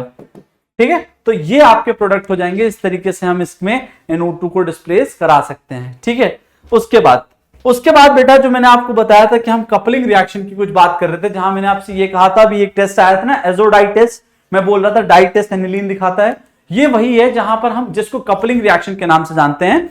यहां पर क्या होता है, डाई का फॉर्मेशन हो जाता है। फॉर एग्जांपल मान लीजिए हम N2Cl के साथ शुरुआत करते हैं, ये देखिए। ठीक है, तो सबसे पहले अगर हम लोग N2Cl के साथ शुरू करें तो ये रहा, और इसकी रिएक्शन हम किसके साथ कराते हैं, मान लीजिए यहां पर हमने फिनॉल ले लिया है। ठीक है, क्या होगा, कपलिंग का मतलब है दोनों रिंग जुड़ेंगी किसी तरीके से। कैसे जुड़ेंगी ये भी देख लो। ये सारी की सारी रिएक्शन सेम पैटर्न पर चलती हैं, कुछ भी डिफरेंस नहीं होता है इनमें। ठीक है, ये आपका नेप्थॉल है जिसके साथ रिएक्शन करके ये डाई का फॉर्मेशन हो गया है। ठीक है, डाई है, डाई। ठीक है, और डाइस का आपको पता होगा कलर के केस में बहुत सारा इंपॉर्टेंट है। इवन जो आप नोट, जो हमारे पास पैसा होता है रुपया, उसमें भी अगर आप देखोगे तो कलर रहता है, वो भी डाइस की वजह से आता है। इवन जो भी चीज है, नेचुरल चीज जो आप घरों में यूज कर रहे हो, कपड़े हो गए, कुछ भी हो गया, जो भी कलर बदल रहे हो वो सब डाइस की वजह से ही आता है। ठीक है, चलिए, तो ये रिएक्शन होती है इलेक्ट्रोफिलिक सब्स्टिट्यूशन रिएक्शन का ये एक एग्जांपल है, और इस रिएक्शन को हम लोग कपलिंग रिएक्शन के नाम से भी जानते हैं। ठीक है, कपलिंग रिएक्शन के नाम से भी जानते हैं। ये वाला रिएक्शन नहीं, इसका पैरा अमाइनो एजोबेंजीन जब बनता है वो एग्जांपल होता है इलेक्ट्रोफिलिक सब्स्टिट्यूशन रिएक्शन का। और यहां पर सिंपल तरीके से कपलिंग हो जाती है। इसको फेमस रिएक्शन है कपलिंग, जहां पर डाई का फॉर्मेशन हो जाता है। ठीक है, चलिए नेक्स्ट चलते हैं, कुछ क्वेश्चन है, क्वेश्चन देख लेते हैं। तो ये चैप्टर का ऑलमोस्ट हमने जो थ्योरी पोर्शन था वो खत्म कर लिया है। अब हमें कुछ क्वेश्चन है वो भी देख लेते हैं। कन्वर्जन है, पहला मिथाइल एनिलीन को कन्वर्ट करना है 3 नाइट्रोटोल्यूइन में। तो सबसे पहले मैं, ये आपका CH3 है और ये NH2 बन गया 3 मिथाइल एनिलीन। इससे क्या बनाना है, 3 नाइट्रोटोल्यूइन बनाना है। सबसे पहले डाइजोनियम का फॉर्मेशन कर लेते हैं। NaNO2 और HCl के साथ रिएक्शन कराएंगे, प्रोडक्ट में मिलेगा N2 पॉजिटिव Cl नेगेटिव। ठीक है, और यहां CH3। उसके बाद क्या होगा, जैसे ही आपने डाइजोनियम का फॉर्मेशन कर लिया, आपको कुछ कुछ याद आ रहा होगा कि आपने इसमें अगर HBF4 डाल दिया जाए, क्या डाल दिया, अभी देख करके आए थे हम लोग, डाइजोनियम से हमने बनाया था, तो ये क्या बन जाएगा, N2 पॉजिटिव और BF4 नेगेटिव, इतना बन जाएगा। ठीक है, N2 पॉजिटिव और BF4 नेगेटिव। अभी हमने पीछे रिएक्शन पढ़ के आए हैं जिसमें हमने ये चीज करके देखी थी, और इसमें हमारा ये CH3 तो रहेगा ही।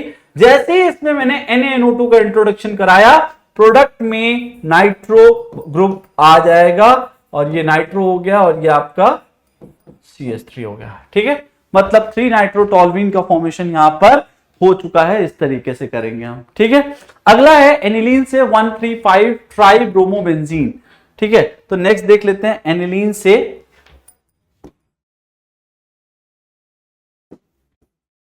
1,3,5 ट्राइब्रोमो। बेटा आप लोग इसको खुद से भी पहले कोशिश कर सकते हो, ऐसा नहीं है कि आप डायरेक्ट देख रहे हो और वहां से वीडियो से उतार रहे हो, उसका कोई फायदा नहीं है। आप पहले खुद से बना करके देखो। ठीक है, सबसे पहले हम क्या करते हैं, यहां पर सबसे पहले हम क्या करते हैं, एनिलीन लेते हैं और उससे ब्रोमीन वाली रिएक्शन कराते हैं, जो कि आपने देखी भी थी। ठीक है, 3 ब्रोमीन इंट्रोड्यूस कराने हैं, तो ये NH2 है। यहां पर Br2 के साथ रिएक्शन कराया, और प्रोडक्ट में, क्योंकि ये कंट्रोल्ड वे में रिएक्शन नहीं हो रही है, तो 3 ब्रोमीन यहां पर आ जाएंगे, Br और ये भी Br, यहां पर NH2। ठीक है, अगर कंट्रोल वे में रिएक्शन आपको याद हो, इलेक्ट्रोफिलिक सब्स्टिट्यूशन रिएक्शन पढ़ रहे थे, तो हमने ये बात कही थी कि कंट्रोल वे में रिएक्शन करानी तो हमें प्रोटेक्ट कराना पड़ेगा अपने ग्रुप को। तो यहां प्रोटेक्शन वगैरह कुछ नहीं करा रहे हैं, यहां डायरेक्ट रिएक्शन करा रहे हैं। अगर इसमें हम H2O डाल दें, क्योंकि हमें 3 ब्रोमीन चाहिए इसलिए कराने की जरूरत नहीं, उसके साथ में H3PO2 डालें, तो यहां से जो NH2 है वो निकल जाएगा, और प्रोडक्ट में 1,3,5 तुम्हारा ब्रोमीन बन जाएगा, बेंजीन बन चुकी है। ठीक है, तो 1,3,5 ब्रोमीन ब्रोमोबेंजीन तुम इस तरीके से यहां पर बना सकते हो। ठीक है, चलिए आगे चलते हैं। नेक्स्ट, ये सारे क्वेश्चन तुम्हारे एनसीईआरटी के क्वेश्चन हैं, सारे के सारे क्वेश्चन तुम्हारी एनसीईआरटी की एक्सरसाइज के हैं, तो आप वहां देखिए और फिर पहला चलो CH3 CH2 और ये आयोडीन, इसकी रिएक्शन करा रहे हैं NaCN से। क्लियरली दिख रहा है कि जो आयोडीन है वो क्या हो जाएगा, रिप्लेस हो जाएगा साइनाइड से और बन जाएगा CH3 CH2 और ये CN, यानी कि A का फॉर्मेशन हो चुका है। B के केस में यहां पर क्या हो रहा है, हाइड्रोलिसिस कराई जा रही है, पार्शियल हाइड्रोलिसिस। अभी देखा था कि अगर साइनाइड का हाइड्रोलिसिस कराते हो तो उससे क्या बन जाएगा तुम्हारा, अगर हम लोग A का हाइड्रोलिसिस कराते हैं, एक मिनट, यहां पर CH3 CH2 ठीक है, एक मिनट, ये तो तुम्हारा CH3, एक मिनट रुक जाओ, दोबारा करते हैं, ठीक है। CH3 CH2 आई है और इसमें हमने क्या डाला है, NaCN डाला है, ठीक है, NaCN डाल दिया, कोई दिक्कत नहीं है। फिर क्या होगा, NaCN डालने के बाद यहां पर Cn का फॉर्मेशन हो जाएगा, किसका, CH3 CH2 Cn का, सही था, CH3 CH2 Cn का।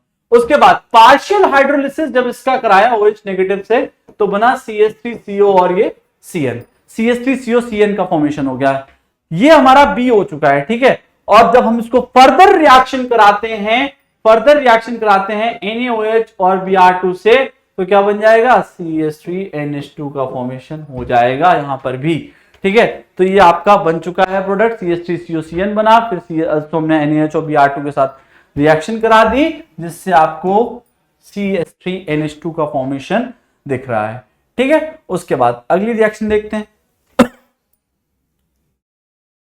नेक्स्ट सेकेंड, C6H5N2Cl, CuCl से रिएक्शन कराया, फिर से वही बात है, आपको यहां पे बेंजीन डाइजोनियम क्लोराइड दिख रहा है, क्लियरली दिख रहा होगा, ठीक है। तो सबसे पहले C6H5Cn बना दो, यहां पर डिस्प्लेस हो गया N2, फिर यहां पर एसिडिक हाइड्रोलिसिस कराया गया जिसकी हेल्प से B बनेगा, तो ये हो जाएगा आपका C6H5COOH, C6H5COOH का फॉर्मेशन हुआ, ये आपका B हो गया, ये A हो गया, और लास्ट में अमोनिया डाल दिया गया, मतलब यहां पर C6H5CONH2 बन जाएगा C, मतलब एमाइड का फॉर्मेशन हो गया है, ये बेंजामाइड बन चुका है इस केस में, ठीक है। क्या बन चुका है, बेंजामाइड।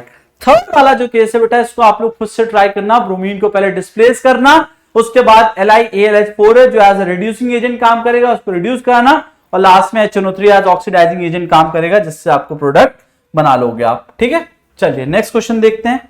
नेक्स्ट क्वेश्चन जो है ये थोड़ा सा ट्रिकी क्वेश्चन है, क्वेश्चन पढ़ना पड़ेगा। क्या क्वेश्चन कह रहा है, an aromatic compound A on treatment with the aqueous ammonia and heating forms compound B, ठीक है, बहुत बढ़िया। एक एरोमेटिक कंपाउंड है जिसको हम लोग एक्वस अमोनिया के साथ ट्रीट कर रहे हैं और कंपाउंड B बन रहा है, जिसको हम लोग फर्दर Br2 और KOH के साथ रिएक्ट कर रहे हैं, तो क्या बन रहा है आपका C बन रहा है।